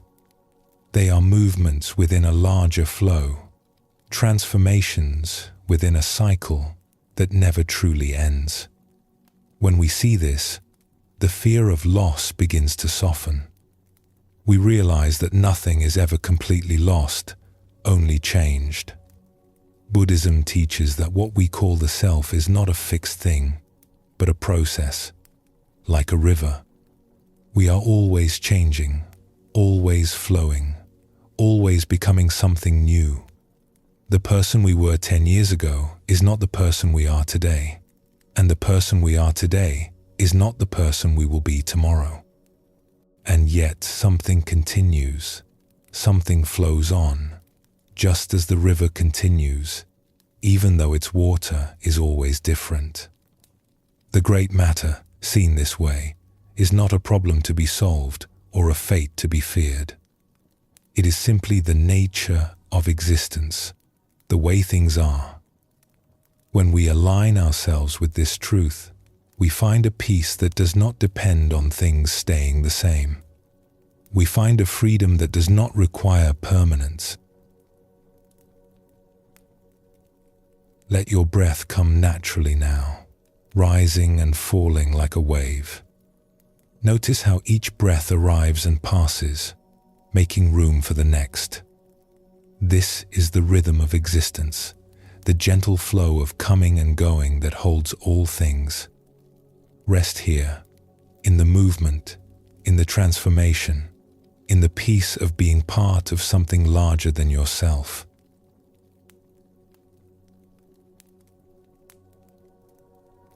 As we continue to explore the great matter, we come to a question that lives quietly in many hearts. What will remain when I am gone? What will my life have meant? Will I be remembered? And if so, for what? These questions arise naturally when we contemplate our mortality. We want our lives to matter. We want to leave something behind, some mark that says we were here, that our existence meant something. This longing for legacy is deeply human. But Zen offers a surprising answer to this question. It suggests that the legacy we worry about most, the achievements, the possessions, the monuments to ourselves, is not the legacy that truly endures. What remains is something simpler and more profound. It is the love we have given. It is the kindness we have shown. It is the way we have touched other lives, often in moments we ourselves have forgotten. Buddhism teaches that we are deeply interconnected. Every action sends ripples outward, touching people we may never meet, continuing long after we are gone.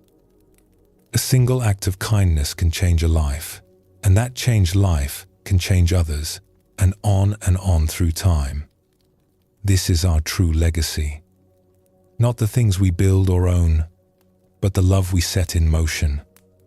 The great matter invites us to consider what we are leaving behind, not someday in the distant future, but right now, with every choice we make. Are we adding kindness to the world, or taking it away? Are we helping others, or only helping ourselves? The answers to these questions shape a legacy that no monument can match. Let us explore a story about a man who spent years trying to preserve his memory, and what a simple woman taught him about how remembrance truly works. In a town known for its scholars and its ancient library, there lived an aging man named Gim, who had spent decades writing the story of his life. He had been a teacher once, at the small school in the center of town, but he had retired many years ago to focus on what he considered his most important work, ensuring that he would be remembered. Gim's house was filled with papers. Stacks of manuscripts covered every surface, spilled from shelves, towered in corners. He had written about his childhood, his education, his years of teaching. He had recorded his thoughts on philosophy, his observations about the world, his opinions on matters large and small. He had documented everything, convinced that if he could just get it all down, some part of him would survive after he was gone. But now, Gim was old, and a troubling realization had begun to creep into his mind. He had written thousands of pages, but who would read them? His students had long since grown up and moved away. The library already had more books than anyone could read in a lifetime. His manuscripts would likely sit on a shelf gathering dust, or worse, be thrown away by whoever cleared out his house after he died. The thought haunted him. All those years of work, all those careful words, and in the end, perhaps none of it would matter. Perhaps he would be forgotten anyway, just another old teacher in a town that had known many teachers. There was an old woman named Pei who came to the temple near Gim's house each morning to clean. She had done this work for as long as anyone could remember, sweeping the floors, polishing the wooden beams, tending to the small garden in the courtyard. She could not read. She had never written anything. By the standards Gim used to measure a life, she had accomplished nothing at all. And yet people spoke of Pei with a warmth that puzzled Gim. When her name came up in conversation, faces would soften. People would share small stories about her, moments of kindness they had received, words she had spoken that had stayed with them. She seemed to be woven into the fabric of the town in a way that Gim, for all his writing, was not. One morning, Gim found himself walking to the temple. He was not sure why. Perhaps he was lonely. Perhaps he was hoping to find some answer to the question that plagued him. He found Pei in the courtyard, sweeping fallen leaves with a worn bamboo broom. "Good morning," he said. She looked up and smiled. Her face was deeply lined, her hair completely white, but her eyes were bright and present. "Good morning. You are the teacher who writes all the books. You know of me? Everyone knows of you. You have been writing for many years. People say you are trying to capture your whole life in words." Gim felt a flush of pride, followed quickly by the familiar anxiety. "Yes, but I wonder sometimes if anyone will read what I have written. I wonder if it will matter at all." Pei nodded slowly, as if this were a reasonable concern. "You want to be remembered. Is that wrong? To want your life to mean something? To want some part of you to continue after you are gone? It is not wrong. It is very human." She continued sweeping, her movements slow and rhythmic. "But may I tell you something I have noticed in all my years of cleaning this temple? Please. Many learned people have passed through here. Scholars and teachers and monks who wrote many books and gave many lectures. Their names are recorded in the temple archives. Their writings sit on the library shelves." She paused and looked at him directly.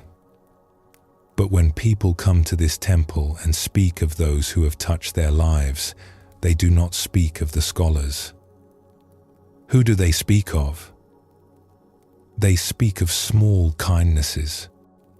They speak of the monk who noticed they were hungry and brought them food. They speak of the teacher who saw they were struggling and stayed late to help them. They speak of the stranger who smiled at them on a dark day and made them feel less alone." She smiled gently. "They speak of moments that the giver probably forgot, but the receiver never did." Gim was quiet for a moment. He thought of all the pages he had written, all the careful documentation of his life. He had recorded his achievements, his thoughts, his opinions. But had he recorded the moments that actually mattered? Did he even remember them? Your teacher, Pei said. The one who taught you to read. Do you remember him? Gim thought back, decades back, to the small school where he had first learned his letters. Yes. His name was Master Yun. What do you remember about him? Gim searched his memory. He was patient. When I struggled with a difficult character, he did not scold me.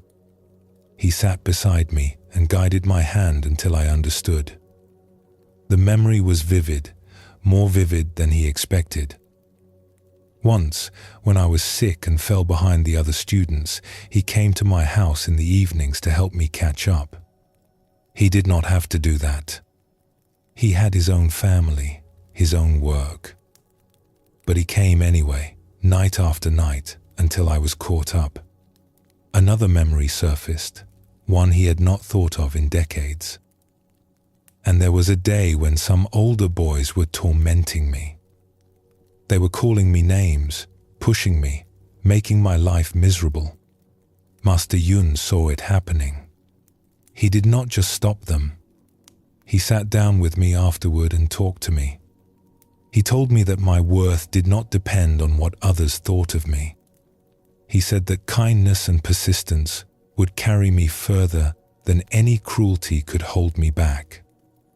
Gim's voice grew quieter. I have never forgotten that conversation. I think about it still, when I am feeling low. His words stayed with me for over 60 years. Did Master Yun write books about himself? No, I do not think so. And yet you remember him. Decades later, you remember his kindness, his patience, his willingness to help a struggling student. That is his legacy. Not words on a page, but the way he treated you. And perhaps the way you, in turn, have treated others because of what he showed you. Gim felt something shifting in his chest. He thought about his own years of teaching before he had retired to write. Had he been patient with struggling students? Had he stayed late to help those who were falling behind? He could not quite remember. He had been so focused on the content, on the curriculum, on preparing students for examinations. He was not sure he had been truly present for them as people. I have been writing about the wrong things, he said slowly. I have been trying to preserve facts and events. But what lasts is not facts and events. It is how we made people feel. Pei nodded. I cannot read. I have never written a word. When I die, there will be no record of my life. But I have swept this courtyard for 40 years, and in that time, I have spoken with many people. I have listened to their troubles. I have smiled at them when they looked sad. I have remembered their names, their children's names, the things that mattered to them. She gestured at the temple around them. This is my book. These walls, this courtyard, the faces that have passed through. I have written my life in how I have treated people. That is the only story that lasts. Gim walked home slowly that afternoon. He looked at the stacks of manuscripts that filled his house, the thousands of pages he had written. They suddenly seemed less important than they had before. Not worthless, but not the point either. He began to think differently about legacy, not as something he could capture in words and leave behind, but as something he was creating every day, with every interaction, with every choice to be kind or unkind, patient or impatient, present or absent. In the time he had remaining, he began to live differently. He stopped writing so obsessively and started visiting people. He looked up old students and asked about their lives. He sat with neighbors and listened to their stories. He went to the temple not to find answers for himself, but to help pay with her sweeping. When Gim died some years later, most of his manuscripts were indeed forgotten. They sat on a shelf in the library for a time, and eventually they were moved to a storeroom where no one visited. The carefully preserved facts of his life faded from memory. But people remembered the old teacher who had visited them in his final years. They remembered how he had listened, how he had asked about their children, how he had seemed genuinely interested in their lives. They remembered his kindness, even when they forgot his name.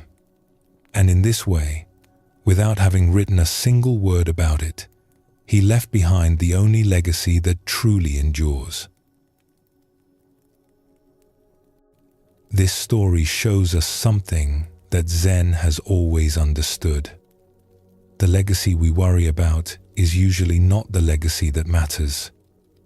We concern ourselves with achievements and records, with monuments and memoirs. But what actually continues after we are gone is something simpler. The way we treated people, the kindness we showed, the love we gave. Buddhism teaches that all conditioned things are impermanent. Books decay. Monuments crumble. Names are forgotten. But kindness has a different quality. It passes from person to person, changing form but never quite disappearing. The patience someone showed us becomes the patience we show others. The love we received becomes the love we give. This is the true inheritance, and it requires no writing, no documentation, no effort to preserve. The Great Matter asks us to consider what we are leaving behind right now.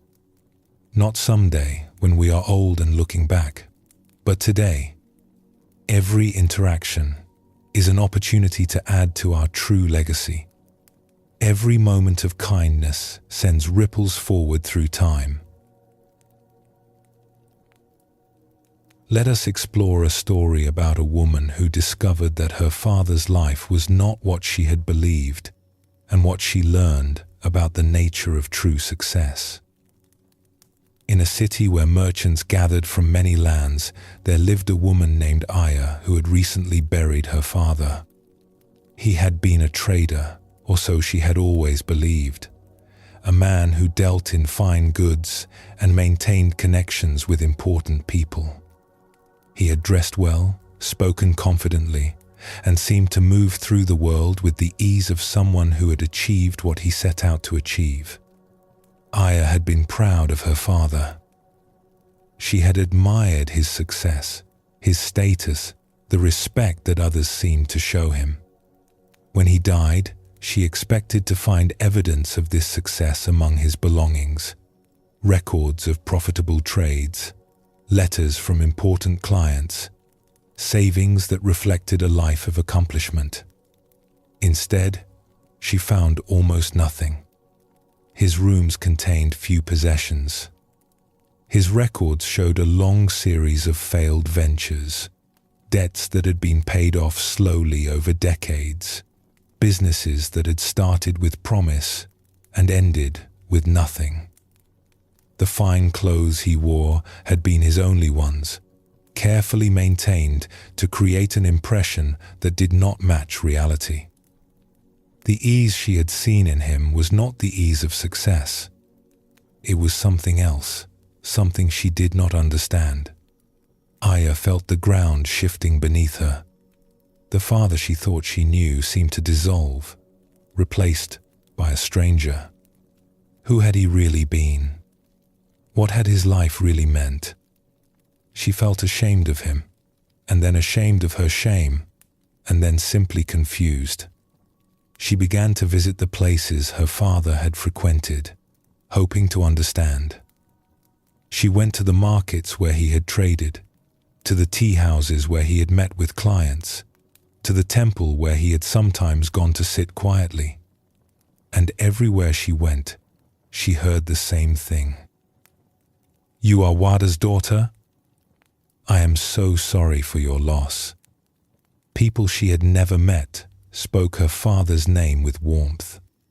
They asked how she was coping. They wanted to tell her things. An old merchant in the textile district told her about a time, many years ago, when he had lost everything in a fire. "Your father gave me a loan to start again. He said he had done well that year and could spare it. I learned later that he had done poorly that year, that he himself was struggling. But he helped me anyway. I would not be here without him. My children would not have grown up with food on the table. Everything I have built since then began with your father's kindness." A young woman who sold vegetables told her about a winter when her family had no food. "Your father brought us rice. He said someone had given him too much and he did not want it to go to waste. But we knew he had bought it himself. He came not once but many times that winter. He never asked for anything in return. He never even mentioned it again. When I tried to thank him years later, he pretended not to remember." An old man who swept the streets told her about conversations they had shared over the years. "He was the only one who asked my name. The only one who looked at me like a person. He would stop and talk with me, ask about my family, remember what I had told him the week before. Do you know how rare that is? To be seen by someone? Everyone else walked past me like I was part of the street. But your father saw me. He made me feel like I mattered." A woman who ran a small inn told her about a young traveler who had fallen ill many years ago. "Your father paid for a room so the boy could rest and recover. He visited every day, brought medicine, sat with him. The boy had no family, no money, no one to care for him. But your father cared. When the boy was well again, your father helped him find work. That boy grew up to be a successful merchant himself. He has helped many people since then, always saying that someone helped him when he had nothing and he was passing it forward. Story after story. Kindness after kindness. Small acts that her father had never mentioned, never recorded, never pointed to as evidence of his worth. He had failed at business, but he had succeeded at something else. Something that left no ledger, no balance sheet, no official record. Aya found an old neighbor of her father's, a woman named Vera who had known him for decades. She went to visit her, hoping to understand what she was discovering. Vera was elderly and frail, but her memory was sharp.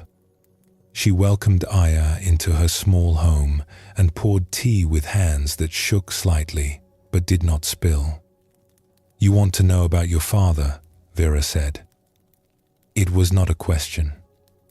"I thought I knew him. I thought he was successful. I thought his life meant something because of what he had achieved. But now I find that he achieved nothing. His businesses failed. He had no money. The life I thought he lived was an illusion." Vera was quiet for a moment, sipping her tea. "When your father was young," she said finally, "he wanted very much to be successful. He wanted wealth and status and the respect that comes with them. He tried very hard. He was not lazy or foolish, but he did not have the ruthlessness that business sometimes requires. He could not take advantage of others, even when it would have benefited him. He could not step on people to climb higher." She set down her cup and looked at Aya directly. His businesses failed because he was too kind to succeed in the way the world measures success. He gave credit to those who could not pay. He shared his profits when others were struggling. He put people before transactions every time. Then his life was a failure. Was it? Vera smiled gently. I have lived a long time. I have known many successful people, people with money and status and power. Most of them died surrounded by possessions but few friends. Their children came to collect their inheritance, not to mourn their loss. She gestured around her simple room. Your father had nothing to leave you. No inheritance. No wealth. But look at what he left instead. Look at the people who remember him. Look at the kindness that is still alive in this city because of how he lived. Look at the merchants who are kinder to their employees because of what he showed them. Look at the young people who believe in generosity because he was generous to them. Aya felt tears forming in her eyes. I was ashamed of him. When I found out about his failures, I was ashamed. That is natural.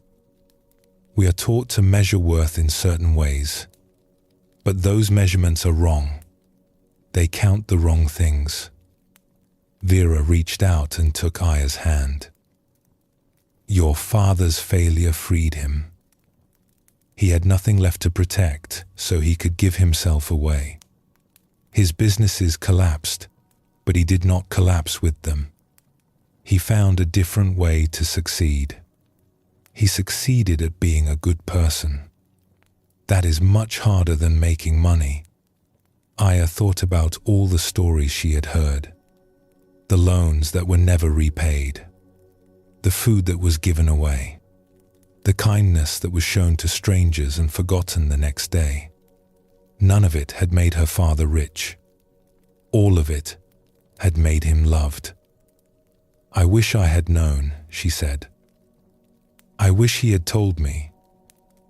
He could not tell you. That is the nature of true generosity. It does not announce itself. It does not keep records. It simply gives and then forgets that it gave. Vera squeezed her hand. But you know now, and you can carry it forward. That is what he would have wanted. Not for you to mourn his failures, but for you to continue his kindness. That is the only inheritance that matters. In the years that followed, Aya lived differently than she might have otherwise. She had inherited her father's kindness along with his poverty. When she passed a person in need, she remembered the stories she had heard, and she stopped to help. When she had a chance to take advantage of someone, she thought of her father's gentle face, and she chose differently. She never became wealthy. She never achieved the status she had once hoped for. But when she died, many years later, people spoke of her the way they had spoken of her father, with warmth, with gratitude, with the particular softness that comes into the voice when remembering someone who was truly kind. And in this way, her father's legacy continued, not in records or monuments, but in the quiet accumulation of kindness, passed from one person to another, rippling forward through time. She would sometimes tell people about her father when the moment seemed right. She would tell them about the failed merchant who succeeded at something else entirely. She would tell them about the man who had nothing to leave behind except love, and how that love had proven to be worth more than any fortune. And sometimes, when she told the story, she could see something shift in the listener's eyes, a reconsideration of what matters, a softening of the relentless drive to accumulate and achieve, a recognition that there might be another way to measure a life. That too was part of her father's legacy, this story that lived on and continued to teach. He had written nothing, achieved nothing. The world would count as success. But his life was still speaking, still changing how people thought about what mattered, still sending ripples of kindness forward into futures he would never see. Zen teaches that what we accumulate in this life cannot be taken with us. Wealth, status, possessions, all of these remain behind when we go. But love is different. Love continues in the hearts of those we have touched. Kindness lives on in the people who received it and pass it forward to others. The Great Matter asks us to reconsider what we value. The world tells us to seek success measured in money and power and recognition. But when we contemplate our mortality honestly, these measures often seem hollow. What remains, what actually continues after we are gone, is the love we have given and the kindness we have shown. Buddhism speaks of merit, the positive energy that our good actions create. This merit does not disappear when we die. It continues to work in the world, bringing benefit to beings we may never meet. Every act of kindness adds to this storehouse of good. Every moment of compassion sends ripples forward through time. This is our true legacy. Not what we build, but how we love. Not what we achieve, but how we treat others. The Great Matter invites us to live with this understanding, to choose kindness over accumulation, to leave behind the only thing that truly endures. Let your body soften now and your breath settle into its natural rhythm. Consider the kindness you have received in your life and the kindness you have given. Both are part of a flow that is larger than any single life. Rest in this understanding, in the peace of knowing that love continues.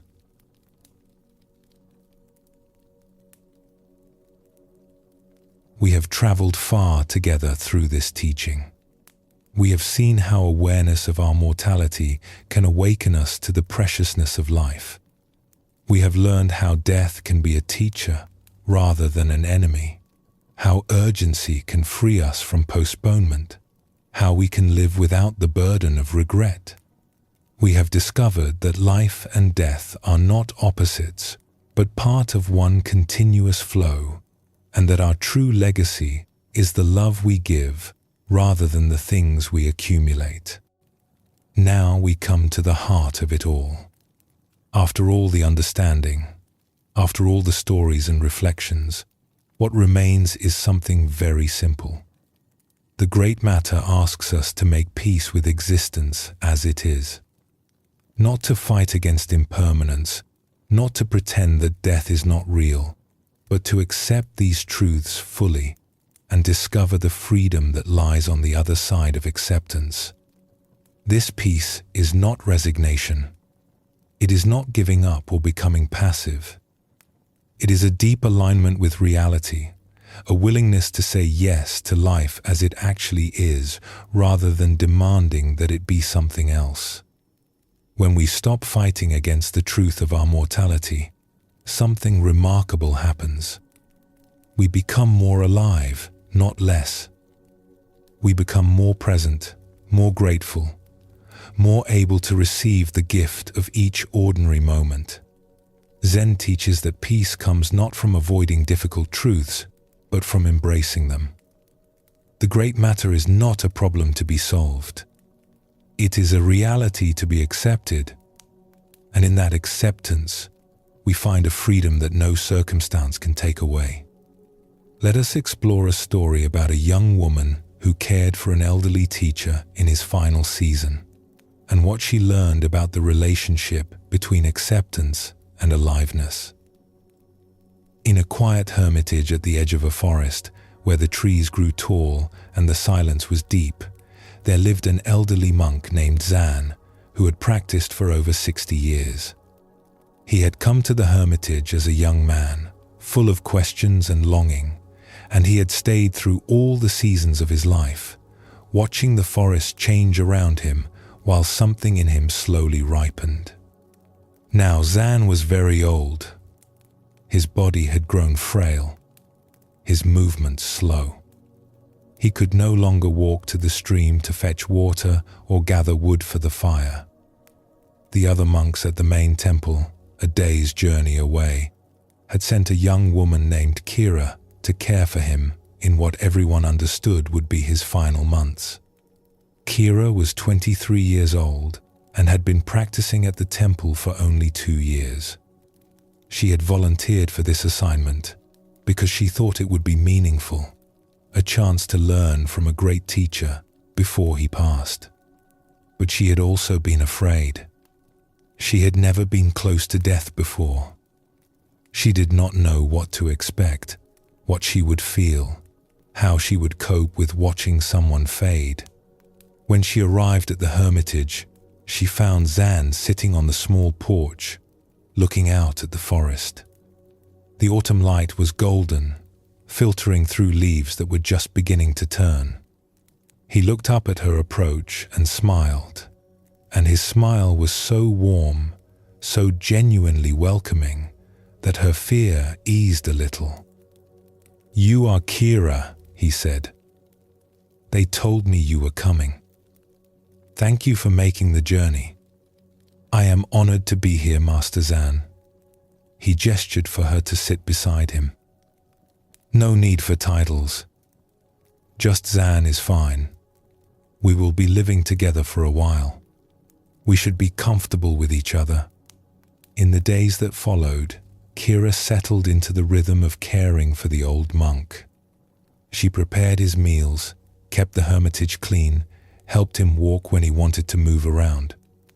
The work was simple but constant, and she found herself falling into it with a kind of peace she had not expected. But what surprised her most was Zan himself. She had expected sadness, perhaps even despair. She had imagined that someone facing the end of their life would be withdrawn, melancholy, focused inward on their approaching death. Instead, Zan seemed more alive than anyone she had ever met. He noticed everything: the quality of the morning light, the sound of birds in the trees, the taste of the simple rice she prepared. He would pause in the middle of a conversation to watch a leaf fall, following its descent with complete attention, as if it were the most fascinating thing in the world. "You seem so happy," Kira said one afternoon. They were sitting on the porch again, watching the shadows lengthen across the clearing. "I do not understand. You know that you are dying. How can you be so peaceful?" Zan was quiet for a moment, considering the question with the same attention he gave to falling leaves. "For most of my life," he said finally, "I was preparing for something that was always in the future. When I was young, I was preparing to become a monk. When I became a monk, I was preparing for deeper understanding. When understanding came, I was preparing for enlightenment. Always there was something ahead of me, something I was moving toward, something that would happen later." He picked up a fallen leaf from the porch and turned it in his gnarled fingers, examining its colors, its veins, its perfect imperfection. "And now there is no more later. There is no future to prepare for. The road I have been walking my whole life has finally come to its end." He looked at her, and his eyes were bright with something she could not quite name. "Do you know what that feels like?" Kira shook her head. "It feels like freedom. For the first time in my life, I am not going anywhere. I am not trying to become something. I am not preparing for some future moment when things will be better or different. I am simply here, in this moment, with nothing to do but receive it." He set the leaf down gently on the railing. "All those years of practice, all those years of preparation, they were not wasted. They brought me here, to this porch, to this afternoon, to this conversation with you. But I wish I had understood sooner what I understand now. I wish I had known that the moment I was preparing for was always this moment. The life I was waiting for was always this life. I did not need to wait. I only needed to stop preparing and start living. Kira felt something stir in her chest. But how can you not be afraid, knowing that the end is so close? I did not say I was never afraid. Fear comes sometimes, late at night when the darkness feels very deep. But fear is not the whole of it. There is also this. He gestured at the clearing, the trees, the golden light. There is also the extraordinary gift of being alive right now, of being able to see this light, hear these birds, feel this air on my skin. The fear is small compared to the gratitude. He turned to look at her directly. You are young. You have many years ahead of you, probably.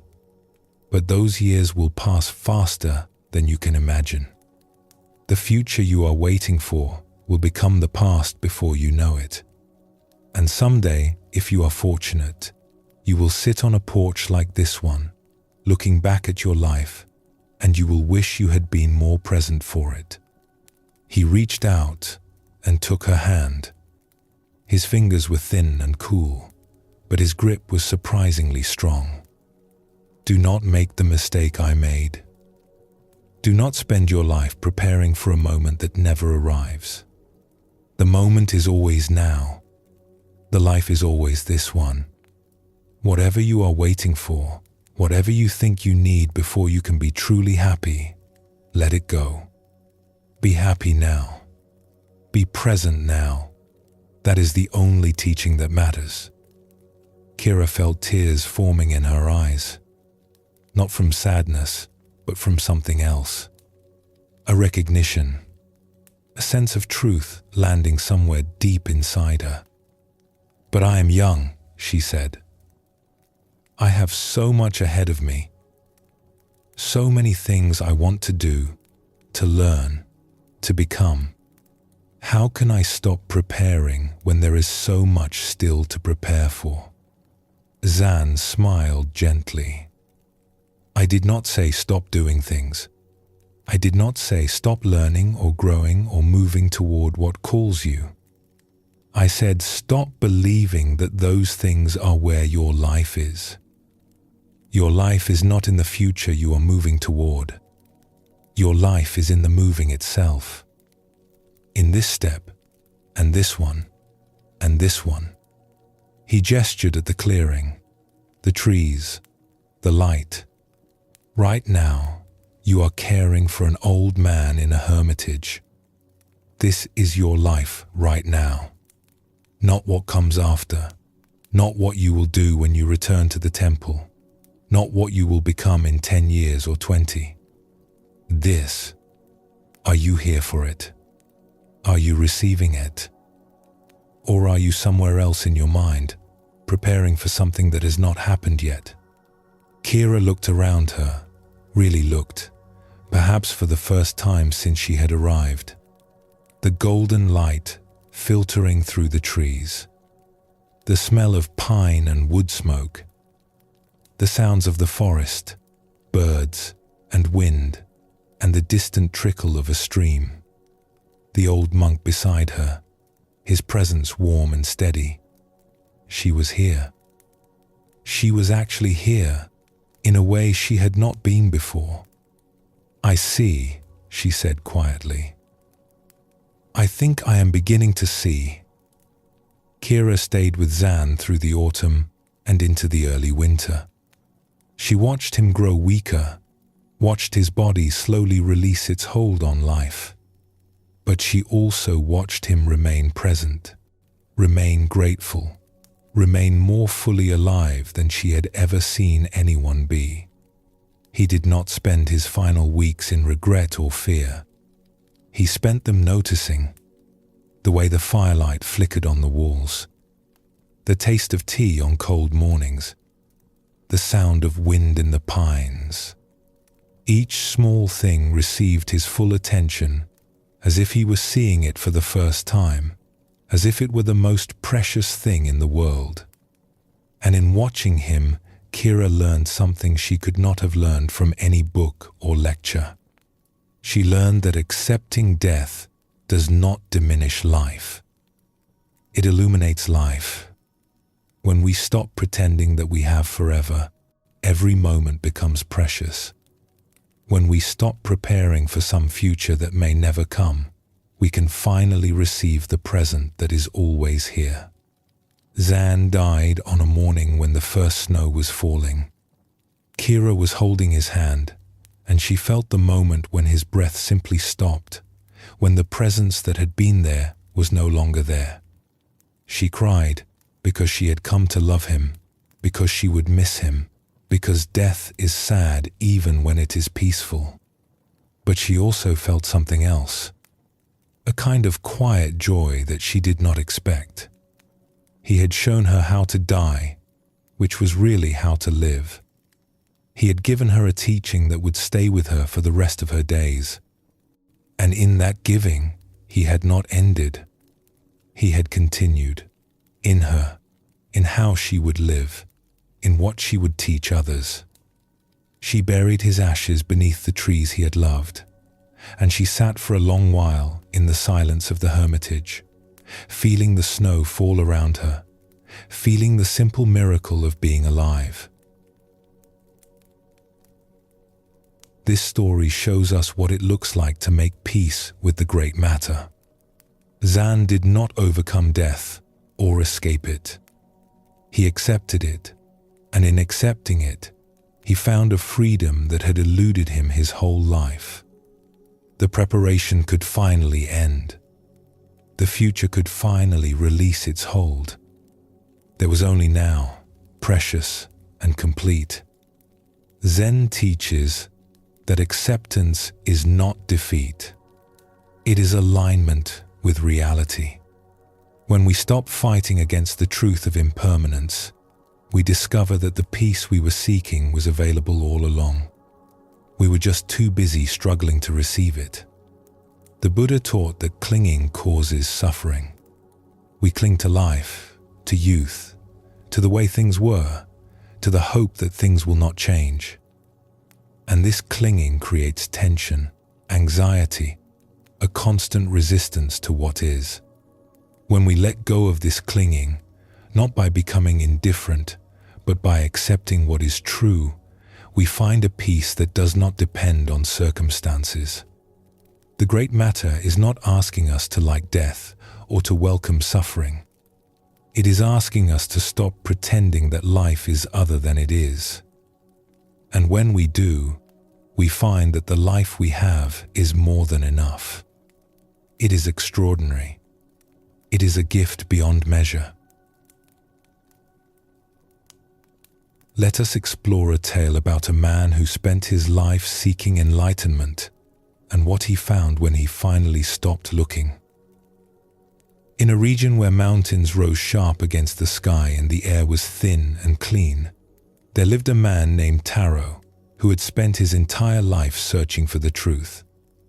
He had begun as a young man when a great restlessness had awakened in him, a longing to understand what life meant, what death meant, what anything meant at all. He had studied with teachers.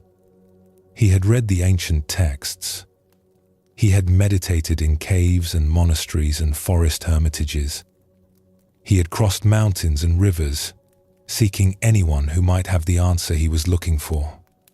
He had devoted himself completely to the search, giving up comfort, giving up security, giving up everything that most people held dear.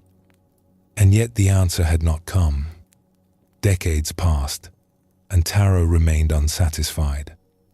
He had glimpsed things, touched things, understood things.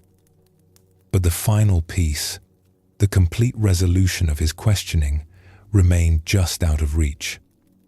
There was always another teaching to explore, another practice to try, another teacher who might have what the others had lacked. Now Taro was old. His hair was white, his body worn from years of wandering and discipline. He had come at last to a small village at the foot of the mountains, too tired to continue his search, too honest to pretend that he had found what he was looking for. In this village lived a woman named Leah who kept a small tea house. She was not a teacher. She had never studied with anyone. She simply made tea and served it to whoever came through her door. But there was something about her that drew Taro's attention. A stillness, a presence, a quality of being fully where she was. He began to visit her tea house each day, sitting in the corner, watching her move through her work. She did not seem to be doing anything special. She boiled water. She measured leaves. She poured tea. But she did these things with a completeness, an attention that Taro had rarely seen in all his years of searching. One morning, when the tea house was empty except for the two of them, Taro asked if he could speak with her. "Of course," she said, setting a cup of tea before him. "I have spent my whole life searching for the truth," he said, "for enlightenment, for some understanding that would put an end to my questions, that would show me what life and death really mean.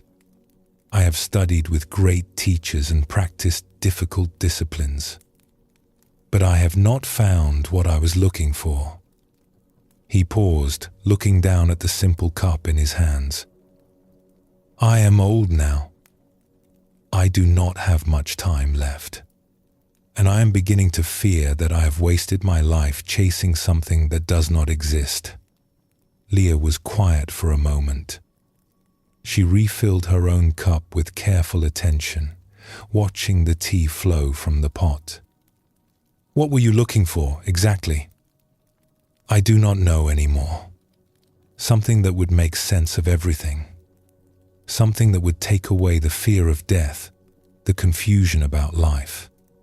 An experience or understanding that would be unmistakable, final, complete."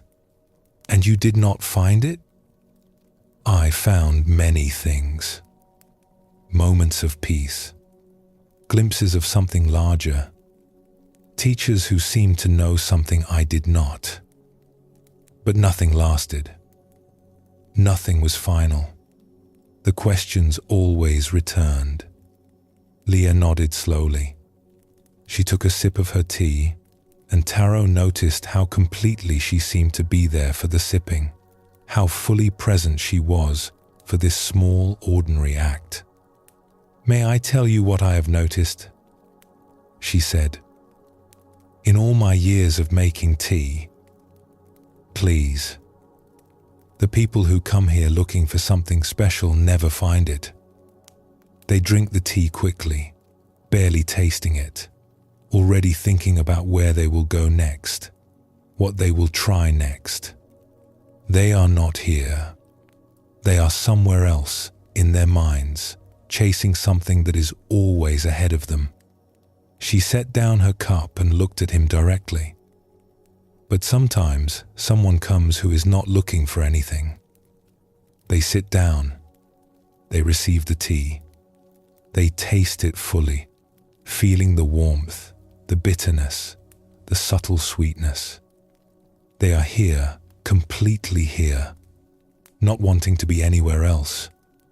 And these people, without trying, without seeking, without doing anything special at all, they seem to have what the others are searching for." Taro felt something tremble in his chest. "What do they have?" "Presence. Just presence. They are not somewhere else. They are not chasing something that is always out of reach. They are simply here, tasting tea, feeling the morning air, being alive in this moment." She smiled gently. "That is the only enlightenment I have ever seen. Not a special state, not a final answer. Just this, just being here, just receiving what each moment offers. Taro looked down at his tea. He had barely touched it. He had been so absorbed in his questions, his seeking, his desperation for answers, that he had not even tasted what was in front of him. He lifted the cup to his lips. He let the tea enter his mouth slowly. He felt its warmth, its slight bitterness, the way it spread across his tongue and down his throat. He felt the cup in his hands, the smooth ceramic, the heat seeping into his palms. He heard the sounds of the morning, birds outside, wind in the trees, the soft crackle of the fire. And something shifted. It was not dramatic. There was no flash of light, no overwhelming experience, no sense of having finally arrived at a destination. There was just this cup of tea, this morning, this moment. And somehow, that was enough. For the first time in his life, that was enough. He looked around the simple tea house, the worn wooden tables, the steam rising from the pot, the light coming through the window, soft and golden. Everything was ordinary. Nothing was special. And yet everything was luminous, radiant with a beauty he had somehow missed while searching for something more. The seeking stopped. Not because he had found what he was looking for, but because he realized there was nothing to find. There was only this, always this, endlessly this. The enlightenment he had chased for decades was not somewhere else. It was here, in the taste of tea, in the warmth of the cup, in the simple fact of being alive. He thought of all the years he had spent, the mountains he had crossed, the teachers he had sought, the practices he had endured. None of it had been wasted, not really.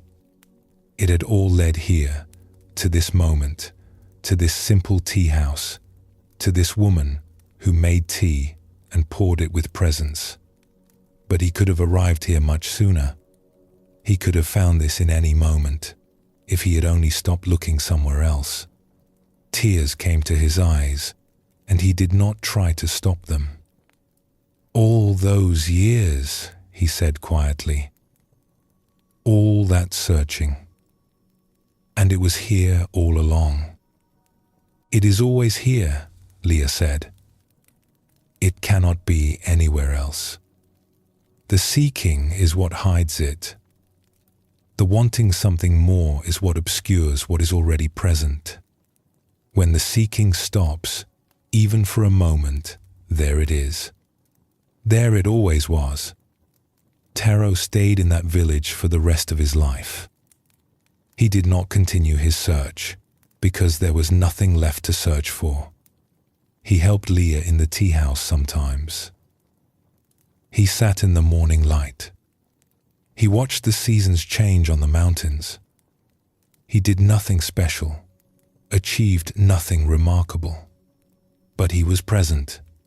For the first time in his long life, he was simply, completely present. And in that presence, the great matter resolved itself. Not into an answer, but into something better than an answer.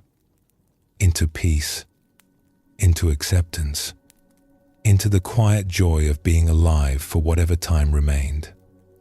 When people asked him what he had learned in all his years of seeking, he would smile and pour them tea. "I learned that there is nothing to find," he would say. "And that in the finding of nothing, everything is given. I learned that the great matter is not a problem to be solved. It is a mystery to be lived. I learned that peace comes not from understanding death, but from being fully alive. And I learned that being fully alive is simpler than we imagine. It is just this, just being here, just receiving what is offered." And then he would drink his tea and watch the mountains, and feel the extraordinary gift of ordinary existence. We have come to the end of our exploration together. The Great Matter has asked us to look at what we usually turn away from, the simple truth that we are born and we will die. But in looking at this truth, we have discovered something unexpected. We have discovered that awareness of death can make us more alive, not less. We have discovered that acceptance brings peace, and that peace brings presence, and that presence reveals the extraordinary gift hidden in every ordinary moment. Zen does not offer answers to the Great Matter. It offers something better. It offers a way of being with the question that transforms the question itself. When we stop fighting against impermanence, when we stop demanding that life be other than it is, we find that life is enough. More than enough.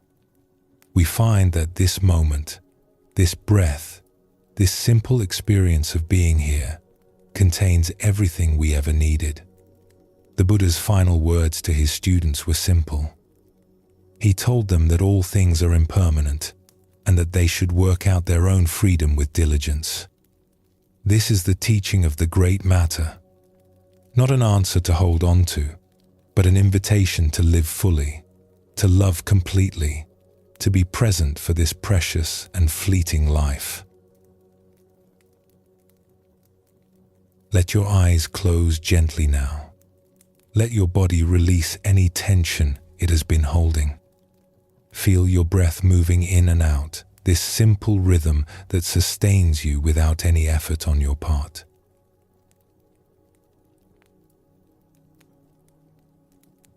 We have journeyed together through the Great Matter, this teaching that Zen considers the most important of all.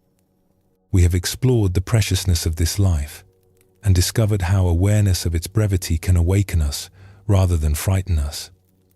We have seen how death can be a teacher, clarifying what truly matters and stripping away what does not. We have felt the urgency to live fully now, to stop postponing our presence until conditions improve. We have learned that living without regret means walking our chosen path completely, rather than always looking at roads not taken. We have discovered that life and death are part of one continuous flow, and that nothing is truly lost, only transformed. We have seen that our true legacy is not what we build or accumulate, but the love we give and the kindness we show. And we have found that peace comes not from solving the Great Matter, but from accepting it, from aligning ourselves with reality as it is, rather than demanding that it be something else. This life is brief and precious. The people we love will not be here forever. This moment will not come again. These are not reasons for despair. They are invitations to wake up, to pay attention, to receive the extraordinary gift that each ordinary moment offers. You do not need to fear death when you are truly living. And you can begin truly living right now, in this breath, in this awareness, in this simple fact of being here. Sleep well, and thank you for joining us here at Sleepy Monk.